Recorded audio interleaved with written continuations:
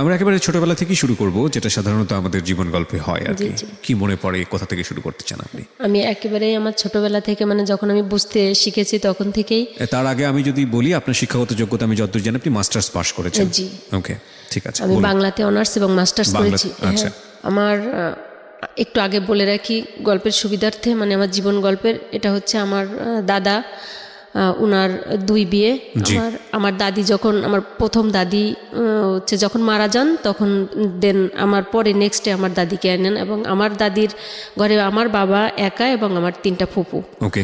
আর আমার আগের দাদার প্রথম পক্ষের হচ্ছে 3টা ছেলে আর 2টা মেয়ে। আচ্ছা। তো আর যে সৎ ভাইরা ছিল, তো সঙ্গত কারণে আমার বাবাকে ওনারা আলাদা করে দেন। আচ্ছা। খুব ছোটবেলায়, তখন আমার বাবা 1-2তে এরকম পড়াশুনো করেন। তো আমার দাদি মনে প্রাণে চাইতেন যে আমার এই ছেলেটা যেন পড়াশোনা না শিখে, কারণ পড়াশোনা শিখে শিখে তার চোখের সামনে জোয়ান ছেলেগুলো এভাবে মারা যায়। আর একটু বলে রাখা ভালো, কুসংস্কারও থাকে গ্রামে এটা কিন্তু। হ্যাঁ, এটা এরকম। আর একটু বলে রাখা ভালো যে মোড়েলগঞ্জের নাম শুনেছেন, মোড়েলগঞ্জ জেলা, যে শরণখোলা মোড়েলগঞ্জ, ওখানে যে মোড়ল নাম করা যে জেলাটার নাম, ওটা হচ্ছে আমার দাদির বাবার নামে। আচ্ছা। ওটা খুব বনেদি সম্ভ্রান্ত পরিবার।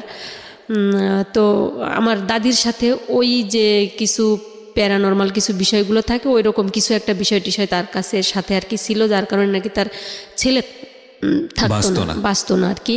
তো আমার আব্বা একা। তো যখন আমার বাবা প্রথম স্কুলে যায়, তখন ওই আমার চাচারা ওনাকে আলাদা করে দেন, যে তুই একাই তোর মাকে নিয়ে খাবি, এরকম একটা ব্যাপার স্যাপার। আর আমার 3টা ফুপু, তাদের বিয়ে হয়ে যায় ছোটবেলা, গ্রামে যেটা হয় আগে বাল্যবিবাহ।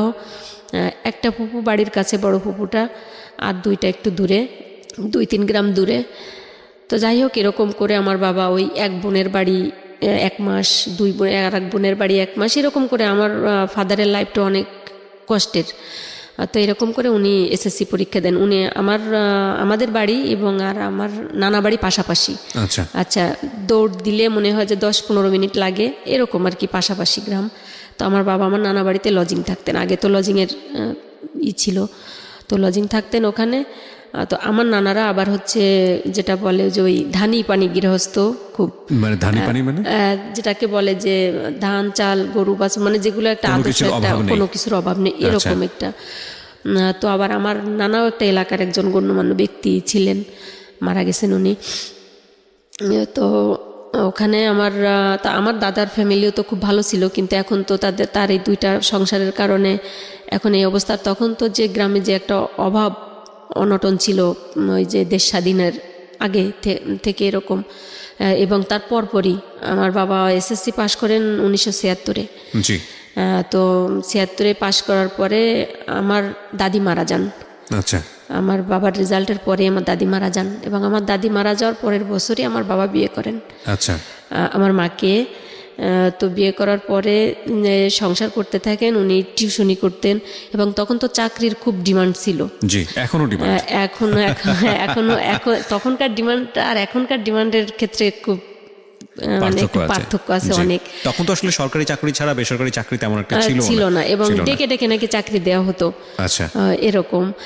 তো আমার বাবা একটু, মানে কি বলা যায়, উনি খুব মাল্টি ট্যালেন্টেড ছিলেন। এখনো আছেন, উনি বয়স্ক হয়ে গেছেন যদিও, এখনো যে আমাদের প্রয়াত আব্দুল আলিম জির গান, আমার বাবা গান গাইবেন, আপনারা ধরতে পারবেন না কে গাচ্ছে, মানে এত সুন্দর, এবং সে চারণ কবি। আপনি ভাইয়া যদি বলেন যে মুরব্বী এখন এই টপিকসের পরে আপনি একটা লিখে দেন, এবং উনি নিজেই সুর করতে পারেন। বাহ, এরকম। উনি খুলনা বেতার কেন্দ্রে উনি চান্স পেয়েছিলেন। তখন ওই যেটা বললাম যে কুসংস্কার, তখন লোকজন বলল সুলতান, আমার আব্বার নাম শেখ সুলতান আলী, যে মুসলমানের ছেলে, ওই যে বাদ্যযন্ত্র দিয়ে গান করবি, তুই তো আখেরাত পাবি না, মানে এরকম কিছু একটা। আব্বার গেলেন 196টা গান আব্বার নিজের স্বরচিত, মানে নিজের লেখা এবং সুর করা। আর আমি যখন ছোটবেলায় স্কুলে পড়াশুনো করতাম, তখন আব্বার হচ্ছে নিজের লেখা জারি, তারপর হচ্ছে গজল, এগুলো আমি নিজে গাইতাম, এবং ওগুলো থেকে আমার ফার্স্ট পুরস্কার থাকতো এটা। তো যাই হোক, আব্বার তখন টেক্সটাইলে একটা চাকরি হলো। তো আব্বা চলে গেল ওখানে চাকরিতে। যাওয়ার পরে আমার টানে নাকি আব্বা চলে আসলো, এলাকায় চলে আসার পরে আমাদের বাড়ির সামনে একটা মক্তব যেটা বলে মাদ্রাসা টাইপের, যে বাংলা আরবি দুটোই পড়ানো হতো, ওখানে আর একজন ছিলেন মুরব্বী, ওনার সাথে আব্বা আর কি টিচিং দেওয়া শুরু করলেন। তো আগেও যে গ্রামে একটা ব্যবস্থা ছিল যে লোটা মানে যেটা বলে প্রত্যেক ঘরে ঘরে হচ্ছে ওইটা কিনে দেওয়া হতো কমিটির পক্ষ থেকে, এবং ওনারা ওই যে মহিলারা যখন রান্না করতে যেত মুষ্টি চাল যেটা বলে ওটা রেখে দিত। সপ্তাহ পরে প্রত্যেক শুক্রবার ওটা গ্রামের আর 2-1টা ছেলে পেলে নিয়ে ওটা কালেকশন করা হতো। আচ্ছা। এবং ওটা জমা করার পরে ওটা বিক্রি করা হতো, বিক্রি করে যে টাকাটা হতো ওটা ওই টিচারদের 2 জন ছিল তো ভাগ করে দিত। জি। তা এরকম করে চলছি। আর আমাদের বাধাল বাজার নামে একটা জায়গা আছে, আচ্ছা, ঐতিহ্যবাহী খুলনার বাগেরহাট। খুলনার বাগেরহাট থেকে অনেকেই আমাদেরকে শোনেন এবং অনেকেই ফোন কল পাঠান, আমি পাই। আমার খুব ভালো লাগে, যে জিনিসটা আমার আগের রেডিওতে নেটওয়ার্কিংয়ের কারণে ছিল না। এটা আমার একটা নতুন এক্সপিরিয়েন্স এবং লোভের জায়গা বলতে পারেন। দেশের এমন এমন জায়গা থেকে ফোন কল আসে যখন বলে যে আমি অমুক জেলা থেকে বলছি, আমি অমুক জেলা থেকে বলছি। আমার জীবনে কখনো যাওয়া হয়নি সাতক্ষীরাতে, এটা আমার খুব ভালো লাগে। আমার সাতক্ষীরা থেকে অনেক ফোন আসে, রংপুর থেকে ফোন আসে এবং বিভিন্ন জেলা থেকে ফোন আসে। তো এই মুহূর্তে অনেকে শুনছেনও আমি জানি, তাদের সবাইকে বলবো যদি ফোন করেন প্লিজ প্রথমে নিজ জেলাটা বলে নেবেন, তাহলে আমরা বুঝতে পারবো যে কোথা থেকে আপনি শুনছেন এবং পুরো জায়গায় কাভারেজটা ঠিকমতো পাচ্ছেন কিনা। এটা আমাদের খুব মানে একটা শান্তির জায়গা বলতে পারি আমি। হ্যাঁ বলুন। হ্যাঁ জি, আব্বা আবার হচ্ছে খুলনাতে চলে আসলো টেক্সটাইলে চাকরি করার জন্য। তো আমাদের তখন ইতিমধ্যে আমার আর একটা ভাই হলো। তো ও অনেক ওর নর্মাল ফিগার আসতে অনেক দেরি হচ্ছে। ওই ভাইটা এখনও কেমন আনমনা টাইপের, এরকম খুব সহজ সরল, কিন্তু মনে হচ্ছে যেন খুব সহজ সরল কিন্তু অনেক জ্ঞানী। ও ক্লাস 5 পর্যন্ত পড়া, এরপরে ওকে আর আমরা স্কুলে শত চেষ্টা করেও মানে প্রেশার দিয়ে ভালোবাসা দিয়ে কোনোভাবেই পারিনি, ও যাবেই না। তো তারপরে ও কিন্তু ইংরেজি পত্রিকা পড়তে পারে, বাহ, এরকম আর কি। এবং ও যখন ক্লাস 3-তে পড়ে, বঙ্গবন্ধুর যে একটা এই যে ভাষণ আছে, ওই ভাষণটা হচ্ছে ও বলে ও ফার্স্ট পুরস্কার পেয়েছিল। তখন আমরা খুলনাতে চলে আসি। খুলনাতে চলে আসার পরে আবার ওই তখন টেক্সটাইলের চাকরিটাও চলে যায়, সরকার পক্ষ নিয়ে নাকি কি যেন গ্যাঞ্জাম কর্মী ছাঁটাই। তখন আব্বা কি করলেন, বললো যে তো শহর খুলনাতে আসছি, আমার তো গ্রামের কেউ নাই এখানে, তো আমি এখানে কি করব, আমার তো ফ্যামিলি চালানো লাগবে। আমি তাহলে আব্বা রিক্সা চালানো শুরু করলেন ওখানে। রিক্সা চালানো শুরু করলেন? হ্যাঁ, এখন কোনো চাকরি পাচ্ছেন না, কোনো কারো হেল্প পাচ্ছেন না। আমি উইথ ডিউ রেসপেক্ট সকল রিক্সাওয়ালার প্রতি সম্মান রেখে বলতে চাই যে এটা আমি অবাক হয়েছি এই কারণে, দেখুন একটা মানুষ সেই সময় এসএসসি পাশ করা, এবং এটা কিন্তু আজকালকের কথা না, এটা কিন্তু আমি যতদূর জানি কত সালের কথা মনে আছে? এটা হচ্ছে 83-84 সালের গল্প। ওই সময় এসএসসি পাশ করা একটা ছেলে যে চাকরি করছে, সচ্ছল পরিবার, সে কিন্তু সব কিছু ছেড়ে ছুড়ে দিয়ে মানে বাধ্য হয়ে আবার পরিবার চালানোর জন্য রিক্সা চালাচ্ছে। এটা কিন্তু চারটিখানি কথা না। হ্যাঁ বলুন। তারপর তখন হচ্ছে আমি ততক্ষণে আমি স্কুলে যাওয়ার মতো হয়ে গিয়েছি।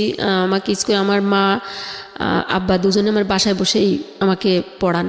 তো পড়ানোর পরে আমাকে এখন মনে হলো যে আমাকে স্কুলে দেওয়ার দরকার, আমাকে নিয়ে 1-এও না 2-তেও না, আমি 3-তে ভর্তি করাবো একবারে, এক চান্সে 3-তে। হ্যাঁ। তো তখন টিচাররা বললো আপনার এতটুকু মেয়ে 3-তে ভর্তি করাবেন, তো বললো যে আপনারা এক্সাম নিয়ে দেখেন, টেস্ট করে দেখেন, যদি পারে তো করবেন, না হলে তো 1-এই ভর্তি করাবেন। তো আমাকে বললো যে মামুনি তোমার নামটা লেখো তো এখানে, তোমার ঠিকানাটা লেখো। তখন আমি ইংলিশে নামটা লিখলাম, আমার অ্যাড্রেসটা লিখলাম।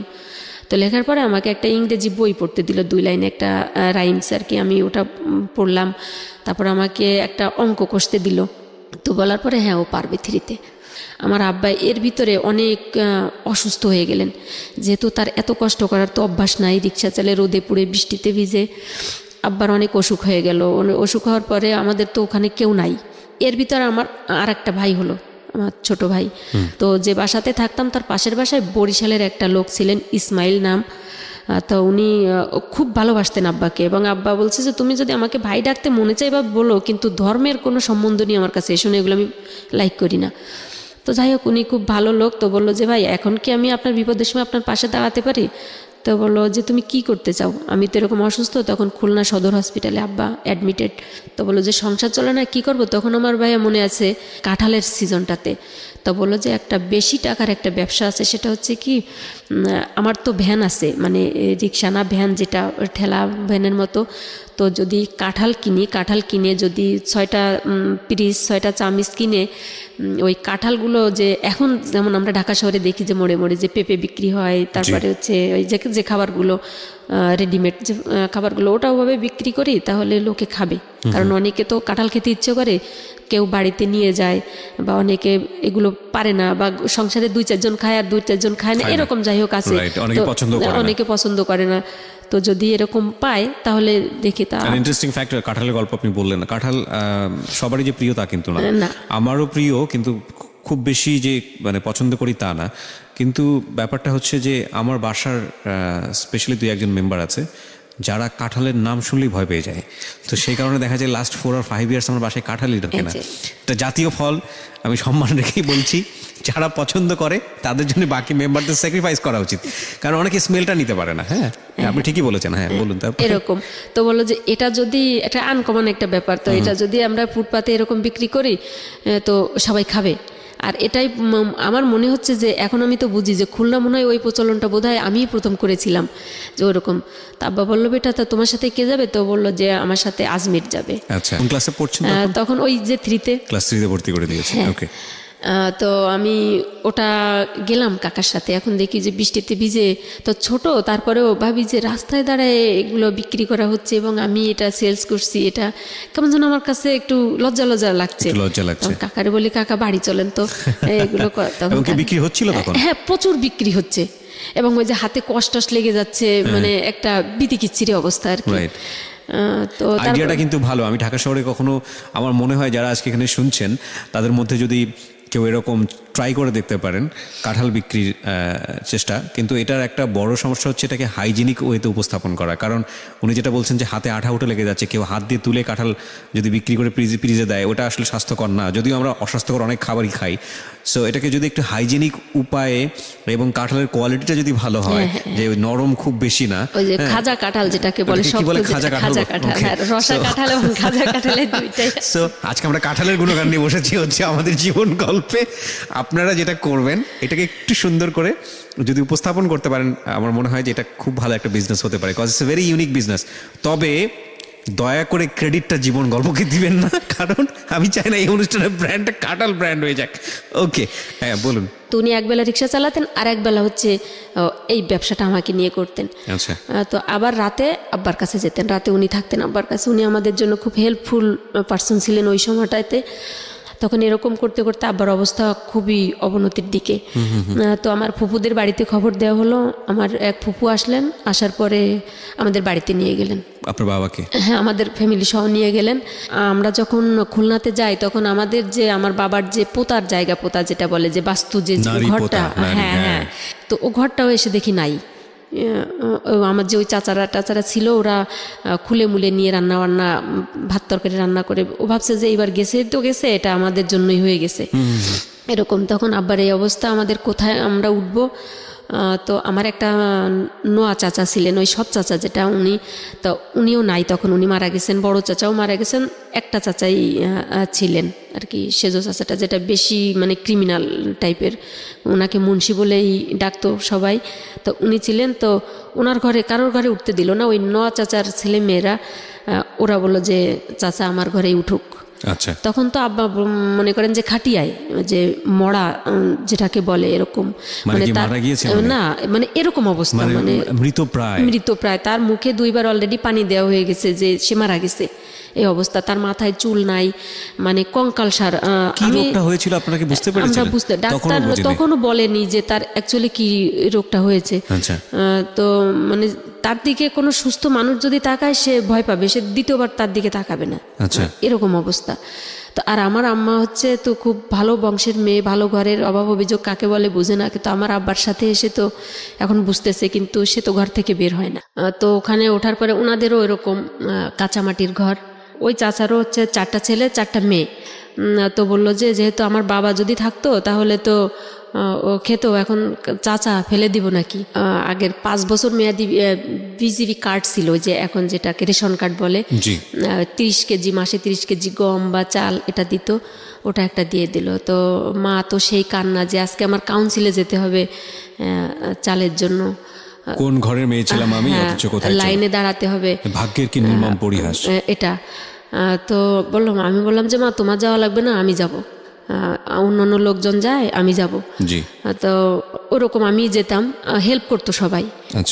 তো এর ভিতরে ভাইয়া কি হলো, ওই স্কুলের কিন্তু রেজাল্ট দিয়ে দিল, বাৎসরিক রেজাল্টটা দিয়ে দিল ক্লাস 3। তো ওইখানে তো এখনকার মতো তো যোগাযোগ ব্যবস্থা বা যে অ্যাড্রেসের বিষয়টা ওরকম আপ টু ডেট ছিল না। তো যতটুকুই ওখানে ঠিকানা ছিল, ওই টিচাররা রেজাল্ট পাওয়ার পরে, মানে আমি ওই 3 মাসে পল্লীমঙ্গলে তখন ব্যাপক অনেক স্টুডেন্ট, ওখানে আমার ক্লাস 3-তে ছিল 96 জন স্টুডেন্ট। তো ওর ভিতরে আমি ফার্স্ট হয়েছিলাম। রেজাল্ট দেওয়ার পরে তখন হচ্ছে ওই টিচার আমাকে দেখার জন্য, মানে আমাকে নেওয়ার জন্য ওই অনেক ট্রাই করে, অনেক খুঁজে খুঁজে যে বাড়িওয়ালার কাছে থাকে, আমরা বাসা ভাড়া ছিলাম, তো ওনার কাছ থেকে মানে কিছু প্রাইমারি ঠিকানা নিয়ে, হেল্প নিয়ে, উনি খুঁজতে খুঁজতে আমাদের বাড়ি পর্যন্ত চলে আসলো। মানে তো বললো যে মেয়েটা তো একটা সুন্দর রেজাল্ট করছে, আমরা তো আন্ডার এস্টিমেট করছি। হ্যাঁ, ওই খুলনা পল্লীমঙ্গল স্কুলের টিচার, তো ও তো ফার্স্ট হয়েছে, এটা বললো। তখন তো আর অত বুঝতাম না যে ফার্স্ট সেকেন্ড বা এই কম্পিটিশন। এখন যে বাচ্চারা কেজিতে পড়ে, মানে প্লে নার্সারিতে পড়ে, এদের ভিতরে যে ওটা তো আমাদের ভিতরে ওই সময়কার ছিল না। তো বুঝতাম যে আমি ফার্স্ট হয়েছি, আমি লিখেছি ফার্স্ট হয়েছি, এটা তো আর এমন কোনো কিছু আহামরি কোনো কিছু না, আমার যে নিতে আসতে হবে। তো আব্বা বললো যে ভাই আমি তো এরকম মরার মতো অবস্থা, এখন তো আমার তো বাচ্চা কাচ্চা ফ্যামিলি নিয়ে খুলনাতে যাওয়া সম্ভব না। তখন টিচাররা চলে গেলেন, 2 জন আসছিলেন। তো এখন ওই আমার আত্মীয় স্বজনের বাড়িতে যেতাম। এখন আমার পড়াশোনা কিন্তু ভাইয়া বন্ধ, তো প্রত্যেক ঘরে তো ছেলে মেয়ে আছে, সবাই পড়তে বসে। তো আমার তো মন চাই যে আমি পড়তে বসে, তো ওদের সাথে বসে যেতাম পড়তে। তা এর ভিতরে ছিল আমার একটা চাচাতো ভাই, সে আমার আব্বার বড়, ওই বড় চাচার ছেলে। সঙ্গত কারণে আমার আব্বা তো দ্বিতীয় ঘরের ছেলে, এই কারণে ও হচ্ছে কিছুদিনের বড় আমার আব্বার। তা ওর একটা মেয়ে, ওর 2টা ছেলে মেয়ে, বড় মেয়েটার নাম লিপি, ছেলেটার নাম কবির, ওরা পড়াশুনো করতো। তো আমি বললাম, তো ও আমাদের বয়সে বড় বিদায় আমরা সবাই ওকে ফুপু ডাকতাম। তো বললাম যে ফুপু আমার না একটু স্কুলে ভর্তি করো। তাই বলে তুই স্কুলে যাবি? তাই আমি বললাম হ্যাঁ, দেখো না আব্বার এই অবস্থা, তখন কালকে তুই আমার সাথে স্কুলে যাবি। তো তখন ক্লাস 5-এ পড়ে। তখন মনে আছে ও আমাকে 7 টাকা দিয়ে ভর্তি করালো, এবং ওর সাথে আমি নিয়মিত। এইবার আমি আর বাড়ির কোনো কাজে যাই না, এখন আমাকে বেঁধে রাখলে, আমার হাতে পায়ে ধরে কান্নাকাটি করলেও আমি আর থামছি না, বাড়িতে আমি স্কুলে যাচ্ছি। মানে বৃষ্টির সময় তো ভাই আমাদের বাড়ির উঠানে মনে হচ্ছে গরু আছে তো প্রত্যেকের, মানে আঁঠু কাদা যেটা বলে, মানে সেই ইলাহি অবস্থা। ওর ভিতর থেকেও চলে যেতাম স্কুলে। ওই যে আগের কালে যে পলিথিন ছিল, যে 2 টাকা পলিথিন, দাম অনেক বড়, হ্যাঁ, জামাটা আর হচ্ছে বই, ওই পলিথিনের ভিতরে আর একটা প্যান্ট এক্সট্রা নিতাম, কারণ ওই মানে ফুটবল খেলার মতো ডিগবাজি খেতে খেতে তো স্কুলে যাওয়া লাগতো। হচ্ছে স্কুলের পুকুর থেকে গোসল করে কাদা ধুয়ে আবার ওই জামা কাপড় পরে আবার ক্লাস করতাম। তো ওখানে গিয়ে যেহেতু আমি শহরের স্কুল থেকে পড়াশোনা করে অন্তত 2-4-6 মাস গেছি, তো আমি একটু চটপটে বেশি ছিলাম। যাই হোক, সঙ্গত কারণে তো ওই কিছুদিনের ভিতরে আমি ক্লাস মনিটর হয়ে গেলাম ওখানে। তো এরকম করে ক্লাস 3-তে পরীক্ষা দিলাম। এর ভিতরে আব্বার অবস্থা একটু উন্নতি হতে লাগলো। তো এর ভিতরে শীতকাল চলে আসলো। এখন আমাদের ওদের ঘর থেকে যেতে হবে, এক ঘরের ভিতরে থাকা যাবে না। ওরা বললো যে এখন তুমি সুস্থ হয়েছো, একটু কাজকর্ম করো, ছেলে মেয়ে দেখো, আমরা তো আর পারছি না, এটা বললো। তখন ভাই দেখেছেন কিনা গ্রামে যে কুড়ে ঘর যেটাকে বলে, মানে হচ্ছে নিচে ওই খড় বিছিয়ে ওটার ভিতরে আমরা থাকতাম। আর আব্বা কি করলো যে টিউশনি জোগাড় করলো। মানে আপনার বাবা কি তখন সুস্থ? একটু সুস্থ, মানে লাঠি ভর দিয়ে হাঁটতে পারে। আচ্ছা, টিউশনি শুরু করলো। আর ওই যে গ্রামের যে মক্তবটা আমাদের বাড়ির সামনেই এখনো আছে, ওখানে এখন ওটা প্রাইমারি স্কুল হয়েছে। তো ওখানে আব্বাকে বললো যে তুমি এখানে একটু সময় দিও। ওই যে আবার সেই পুরনো মুষ্টি চালের কাহিনী, ওইটা ওইভাবেই মোটামুটি জোড়াতালি দিয়ে আমাদের সংসার চলছে মোটামুটি ভালো। তখন আমাদের ওই সময় 2 বেলা খেতাম। এখন আমি 9-এ উঠে গেলাম। 9-এ ওঠার পরে যে প্রথম যখন যে এরশাদ সাহেব যে মেয়েদের উপবৃত্তি যে চালু করেন, ওটা তখন আমি ক্লাস 9-এ পড়ি। তখন প্রথম আমি টাকা পেলাম 610 টাকা। যাই হোক, এরকম করে চলতে থাকলাম। আমি প্রথম পরীক্ষা এসএসসি পরীক্ষা দিলাম হচ্ছে 1996 সালে। 56 জন পরীক্ষা দিছিলাম আমরা প্রথম ব্যাচে। রেজাল্টের সময় হলো কি, 2টা রোল নাম্বার আসলো, একটা পাস আর একটা উইথহেল্ড, আর সব ফেল। যেটা আমাদের সময় তো তখন ডিভিশন ছিল, জি, first division second division, board stand. তো আমরা সবাই ফার্স্ট ডিভিশনে ফেল করলাম। ফার্স্ট ডিভিশনে ফেল সেটা হচ্ছে কি 600-তে ফার্স্ট ডিভিশন, আচ্ছা 550-তে সেকেন্ড ডিভিশন, এরকম ডিভিশন ওয়াইজ ভাগ করা ছিল। পেয়েছেন ঠিকই, কিন্তু এক সাবজেক্টে ফেল করে ফেল করেছি। আমি জীবনে প্রথম শুনলাম আর কি ফার্স্ট ডিভিশনে ফেল। এটা যে অনেকেই বলে যে গ্রামের লোকজন, আমরা সবাই এটা মজা করেই তখন বলতাম যে লোকের কথা মিথ্যা না। 679 পেয়েছিলাম আমি, তাতে হ্যাঁ তা ফেল। কেন ফেল করলেন? যে কেমিস্ট্রিতে 2 মার্কে ফেল করলাম রিটেনে, আমি সায়েন্সে ছিলাম। তো এরকম সবাই মানে আমাদের ফার্স্ট বয় সেকেন্ড বয় যারা এরকম ছিল, মানে মাত্র একটা মেয়ে পাশ করলো গ্রেসে অঙ্কে 3 নিয়ে, ও সেকেন্ড ডিভিশনে পাশ করলো, আর আমার রোল নাম্বারটা আসলো উইথহেল্ড। পরের বার পরীক্ষা দিয়ে আর কি, যাই হোক আমি পাশ করলাম। এরকম করে এখন আমি কলেজে ভর্তি হব। আমাদের বাগেরহাট ঐতিহ্যবাহী সরকারি পিসি কলেজ, নাম শুনেছেন? ওটা আচার্য প্রফুল্লচন্দ্র কলেজ। ওটাতে ভর্তি হলাম। ইন্টার ফার্স্ট ইয়ারে ভর্তি হওয়ার পরে চলছে পড়াশোনা। আব্বা এরকম কষ্ট করে যাচ্ছেন, আমি ফাঁকে আবার এখন আমি একটু টিউশনি করা শুরু করে দিছি। ইন্টার পাস করলাম। ইন্টার পাস করার পরে হচ্ছে অনার্সে ভর্তি হয়ে গেলাম। তা আব্বা বললো যে অনার্স নিবি তুই, কারণ আমার একটা, আজকে বলি তোকে, আমার একটা স্বপ্ন, সেটা হচ্ছে আব্বা যখন এসএসসি পাস করলেন, পাস করার পরে যখন কলেজে ভর্তি হতে গেলেন, তখন আব্বা টাকার জন্য ভর্তি হতে পারছিলেন না, এবং আব্বা প্রিপারেশন নিয়ে গেছিলো যে এই টাকায় ভর্তি হতে পারবো, কিন্তু ভর্তি হতে পারছিলেন না। তখন আব্বা কান্না করে দিছিলেন এই কলেজে, এবং কলেজের সাথে কথা বলে আসছিলেন যে কলেজ তুমি আমাকে মানে পিঠ দেখিয়ে দিলা, কিন্তু আমিও হাল ছাড়ার পাত্র না, আমি পারলাম না। যদি আমার ওরের যত কোনো সন্তান, আমার যদি কোনো প্রথম ছেলে হোক বা মেয়ে হোক, আমি তোমার কলেজ থেকে আমি যত ভালো ভালো প্রতিষ্ঠানে আমি মানে সুযোগ পাই কিনা, তোমার এখান থেকেই আমার ছেলে হোক আর মেয়ে হোক, আমি ওকে এমএ পাস করাবো এখান থেকেই। এটা বলে আব্বা কান্না করে চলে আসছিলেন। ফর্ম ফিল আপ করতে গেছি, আগে আব্বা আমাকে নিয়ে মিষ্টির দোকানে ঢুকছে। আগে 2 বাপ বেটিতে ভরপুর খেয়ে তারপরে হচ্ছে টাকা বাসুক আর ছাই না বাসুক এরকম। তো এটা নিয়ে মায়ের সাথে খুব ঝগড়া হতো যে তোমার হিসাব নাই কিছু না, সংসার চলবে কি দিয়ে, যদি 5 টাকা বাঁচতো তখন তো আমি কিন্তু ভাইয়া 7 টাকা 8 টাকা কেজি চাল কিনেছি আমি। আচ্ছা, এরকম আমি আমার ছোটবেলাতে এরকম দেখেছি 7 টাকা। আমার মনে আছে আমার মা, তখন আমি ক্লাস 6 বা 7 পড়তাম, তো ওই সময়টাতে 50 টাকা পকেটে দিত। 50 টাকা পকেটে দিয়ে আবার সেফটি পিন দিয়ে মেরে দিত। আমি হাফ প্যাডেল সাইকেল চালাতাম। সাইকেলের যে মাঝখানে যে 3 কোণাটা ত্রিভুজ আকৃতি থাকে, মাঝখান দিয়ে ফুল প্যাডেল করতে পারতাম না, হাফ প্যাডেল চালাতাম। তো হাফ প্যাডেল চালাতে চালাতে এক হাত দিয়ে ধরতাম, এক হাত সিট, ডান হাতের বগলের যে সিট থাকতো, হাফ প্যাডেল করতে করতে বাজারে যেতাম। এবং আমার মনে আছে আমার 50 টাকা দিয়ে আমার মা আমার ওই আপনার হলো সেফটি পিন দিয়ে দিত, যাতে 50 টাকা হারায় না যায়। এবং এই 50 টাকা নিয়ে যেতাম। আমার এখনো মনে পড়ে যে 3 টাকা 4 টাকা 5 টাকা 60 টাকা কেজি অনেক সবজি আমি কিনেছি। 40 টাকা কেজি গরুর মাংস ছিল, এটা আমি জানি না এটা। এবং ওই সময়ও মানুষ বলতো যে 40 টাকা কেজি গরুর মাংস আমরা 60 টাকা কেজি কিনেছি, 4 টাকা কেজি কিনেছি। ইনফ্যাক্ট এখন বোধ হয় 500 550, আমি জানি না, আমি বাজার করি না, so I don't have any idea. But এগুলো গল্প যখন শুনি তখন কিছুটা শৈশবের কথা মনে পড়ে। সেটা এরকম বের হওয়ার পর আব্বা বলে যে অনেক কষ্ট হয়েছে, লাইনে দাঁড়ায় বাবা, আগে খায়নি, চল। আব্বা চলেন, এটা আর কি। খাওয়াটার পরে সবকিছু নিয়ে বাড়ি গেলাম। তা মা বলে যে আমাদের জন্য কিছু আনো না, আজকে তো নিশ্চয়ই মিষ্টি হয়েছে। তার কাছে হ্যাঁ তোমাদের জন্য আনছি। তো আমাদের একটা মশারির ভিতর আমরা 5 জনই ঘুমাতাম, আব্বা আম্মা আমার ছোট 2টা ভাই এরকম। আচ্ছা, তো 2 টাকা হলে সবকিছু মানে 2 টাকা হলে আমার কলেজে যাওয়া হয়ে যেত। ওই যে 1 টাকা দিয়ে বাঁচে যেতাম, আমাদের স্টুডেন্টদের জন্য 1 টাকা ছিল। আচ্ছা, তো আমি একটা জামাই পরতাম মনে করেন যে 6 মাস, কিন্তু ওটা আমি ওই আয়রন করে, মানে তখন ওই 3 টাকা নিত একটা জামা 3 পিস আয়রন করতে। তো আমি যখন কলেজে যেতাম তখন আমি লেডিস জুতাগুলো কেন যেন আমি পছন্দ করতাম না। আমি সবসময় জেন্টস স্টাইলের জুতোগুলো হ্যাঁ ওরকম পরতাম। তো আমি কলেজে গিয়েই আমি এই খোঁজগুলো নিতাম যে স্পোর্টস সাইডের কীগুলো আছে।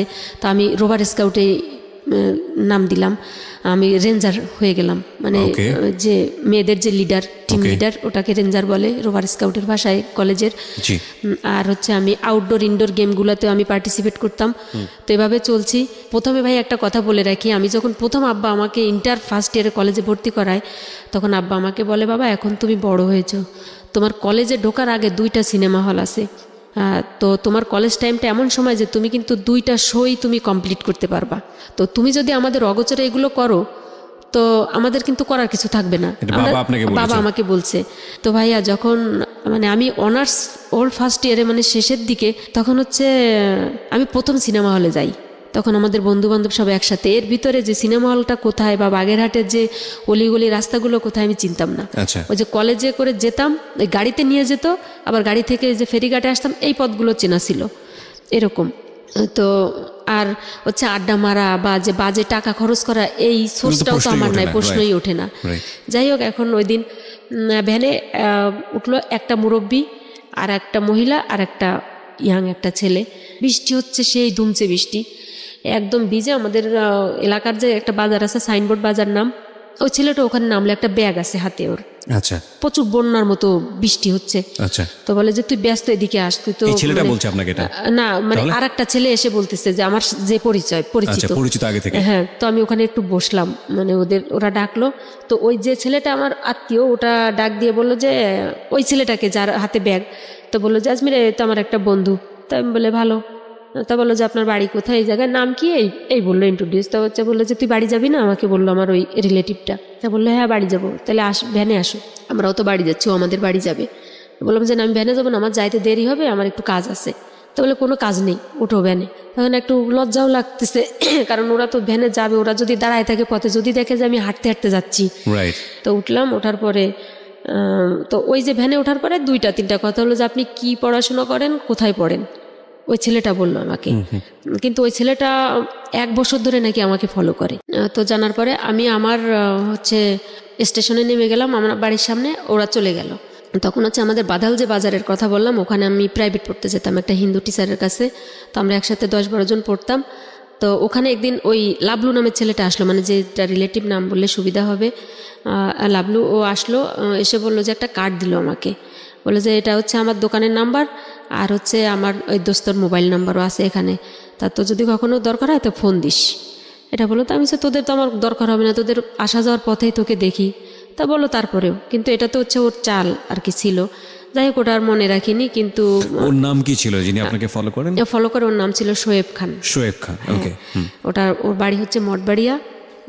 তো একদিন শবে বরাতের সময়, 2002 সালের কথা, শবে বরাতের আগের দিন, তো বাদাল বাজারে আমার আর একটা রিলেটিভের একটা দোকান আছে। তো আমরা প্রাইভেট পড়ে একসাথে বেরোইছি। ও একটা গার্মেন্টস অ্যাক্সেসরিজের মানে দোকান দিল, যে গার্মেন্টসের কাপড় চোপড় এগুলা নতুন।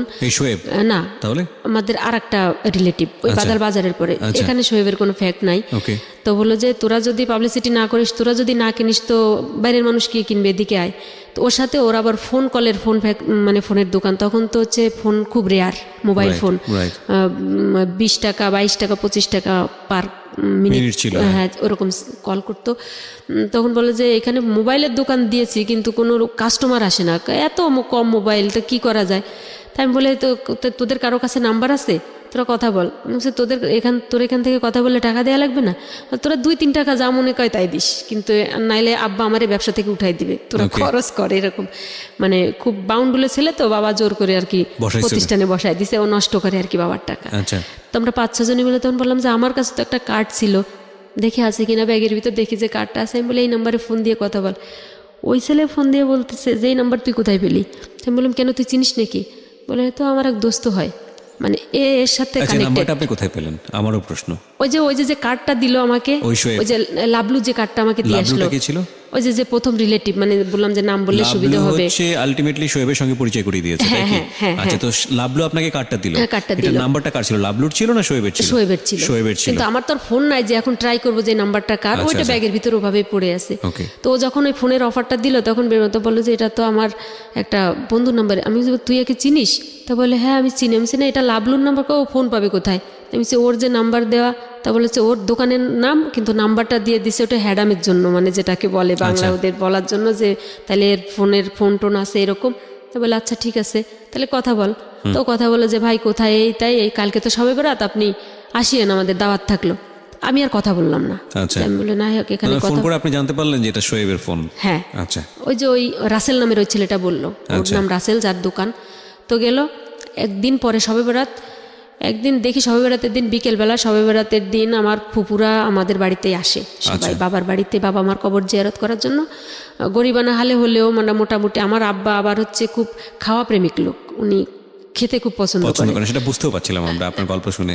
হ্যাঁ, খুবই মানে আমার এরকম যে কষ্ট অভাব অভিযোগ থাকুক, চাল কেনার জন্য বাজারে গেছে আব্বা, উনি বিশাল একটা মাছ কিনে নিয়ে আসছেন। তখন আম্মা সেই চিল্লাপাল্লা, তুমি চাল নিয়ে আসলা না, তুমি মাছ নিয়ে আসলা। তা বলে যে তুই জানিস তোর ওই পাশের ঘরে গেলে তোকে চাল ধার দিবে কিন্তু তোকে মাছ ধার দিবে না। মানে হাসিও লাগে, কষ্ট পায়, এরকম। এটা মানে এটা দেখে আসছি। তখন মা বললো যে তুমি জীবনে শুধরাবা না, তোমার লাইফে কোনোদিন ডেভেলপ হবে না। বলে এই চিন্তা তোকে করতে হবে না, এটা আল্লাহ করবে। যাই হোক, শবে বরাতের কাহিনী। শবে বরাতের কাহিনী। তো আমার মেজো ফুপু আমার এখানে আছে, আমার আর একটা বড় ফুপুর মেয়ে ওটা এখানে আছে। তো বিকেলবেলা আমাদের হচ্ছে বাড়ির লাগোয়ার সাথে বাস্তু বাড়ির সাথে একটা ঘের টাইপের মানে ভিটা যেটাকে বলে কৃষি টিসি হয়। তো ওখানে বিকেলবেলা আমি যেন কিসের জন্য আসলাম, কাপড় নিতে। ওর ভিতরে আবার একটু গোসলের ব্যবস্থা আছে, মানে শীতের সময় তো যেখানে রোদ পড়ে ওখানে সবাই গোসল করতে আসে। তো নিতে আসলাম আমার ভাগ্নিটার সাথে। এখন দেখছি দূর থেকে একটা লোক আসতেছে, হাতে মিষ্টির প্যাকেট। আচ্ছা। তো আবসা আবসা দেখা যাচ্ছে যে কুয়াশা পড়ে গেছে, কার্তিক মাসের কথা আর কি, এরকম। তা এখন আমার এই ভাগ্নিটা ছোট, তাও বলতেছে যে ফুপু যে খালা যে বাড়ি আসুক না কেন যেন আমাদের বাড়ি আসে, কারণ এই যে মিষ্টি আছে যে সাথে, এরকম আর কি ব্যাপার। তাই বলছি তাহলে চল।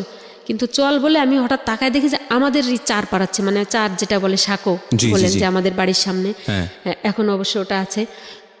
তো এখন আমি দেখে কি ব্যাপার দূরের থেকে দেখতেছি, কিন্তু ছেলেটা অনেক সুন্দর, মানে খুব হ্যান্ডসাম, চেহারা খুব ভালো। এখন ওখানে আমাদের দেখার পর আমাদের ডাক দিছে আমাকে নাম ধরে। তো বললাম এখন ভাইয়া কি বলবো, যেটা বিলিভ করবেন না, মানে আমি কলার পাতা যেভাবে কাঁপে বাতাসে, আমি ওভাবেই কাঁপাকাঁপি শুরু করে দিছি। এই কাঁপাকাঁপিটা কেন? দুই কারণে। একটা হচ্ছে যে আপনি তখন ইন্টারমিডিয়েটে পড়েন। আচ্ছা, আপনি বলেন। মানে হ্যাঁ, আপনার গেস ঠিক আছে। দুই কারণে। একটা হচ্ছে যে আজকে মান সম্মান সব গেল, আমাদের তো ঘর নাই। Exactly, that was my concern. এই একটা প্রথম একটা। আর দ্বিতীয়টা হচ্ছে যে আমার এই এতটুকু পড়াশোনার লাইফে আমার একটা ছেলে বন্ধু আমার বাড়িতে আসেনি, বা একটা মেয়ে বন্ধুকে আমি আনিনি। কোথায় আনবো? কারণ আমার ওই সেন্সটাই আমার ভিতরে কাজ করতো না। মানে বেসিক্যালি টু রিজন যেটা আমি বললাম। হ্যাঁ, এখন এই দুটাই মানে আমার ভিতরে। আর তো বাবা তো মেরে ফেলবে যে নিশ্চয়ই, আমি যদি সাপ গলায় বেঁধেও বলি, কোরআন নিয়েও বলি যে এর সাথে আমার কোনো পরিচয় নেই, প্রত্যেকেই বলবে যে তোমার এই ছেলের সাথে কোনো রিলেশন আছে। এই ছেলে আসতে মানে একটা ছেলে জানে না, তোমার সাথে কথা নেই বার্তা নেই, সে হুট করে তোমার বাড়িতে চলে আসলো, এটা তো বিশ্বাসযোগ্য বিষয় না। তো কিন্তু আব্বা বাড়ি না ওই টাইমে। আব্বা আবার কিছু পার্ট টাইম কাজ করার জন্য, মানে ব্যবসার সিজনে কাজ করার জন্য খুলনা বা মোংলা পোর্টে ওদিকে যেতেন আব্বা। তো মানে খুব ক্রাইসিসের মোমেন্টে আব্বা এরকম বাইরে যেতেন, আমাদের বুঝতে দিতেন না। জানি তো যে কষ্ট হচ্ছে, কষ্ট করছে, এরকম আব্বা বাড়ি না। যাই হোক, ফুপু আছে। তো এখন আমাদের তো ওই যে কুড়ে ঘর। কিন্তু আমার একটা ভাবি, চাচাতো ভাইয়ের বউ, আমার চাচাতো ভাইটা বার্জে চাকরি করতো, ওটা বিয়ে করেছিল বরিশাল। তো বরিশাল, এই ছেলের বাড়িও বরিশাল। খুব এখন আমি ভাবিকে বললাম যে ভাবি এরকম একটা ছেলে আসছে, ওর সাথে তো আমার একদিন কথা হয়েছে, ও আজকে দেখি চলে আসছে কোনো কিছু না জানে। তো বললো যে ওই ভাইটার আবার একটা আলটিমেট দেওয়া ছিল যে আমার সাথে আমাদের ফ্যামিলির সাথে কথা বলতে পারবে না ওর বউ, কারণ ওই ভাইটা ছিল অনেক শয়তান। মানে ও বিভিন্ন জায়গায় বিয়ে টিয়ে করে বেড়াতো। আর আমি যেহেতু কলেজে বাগেরহাটে, আমি এখন শহরমুখী হয়ে গেছি, তো আমি ইনফরমেশন অনেকগুলো ওর বউকে দিতে পারবো। এ কারণে তো বললো যে তোর কাকা কাকিকে বল, কারণ আমাকে তো আবার আসলে যদি মারধর করে, যে এটা যে একটা মেহমান আসছে।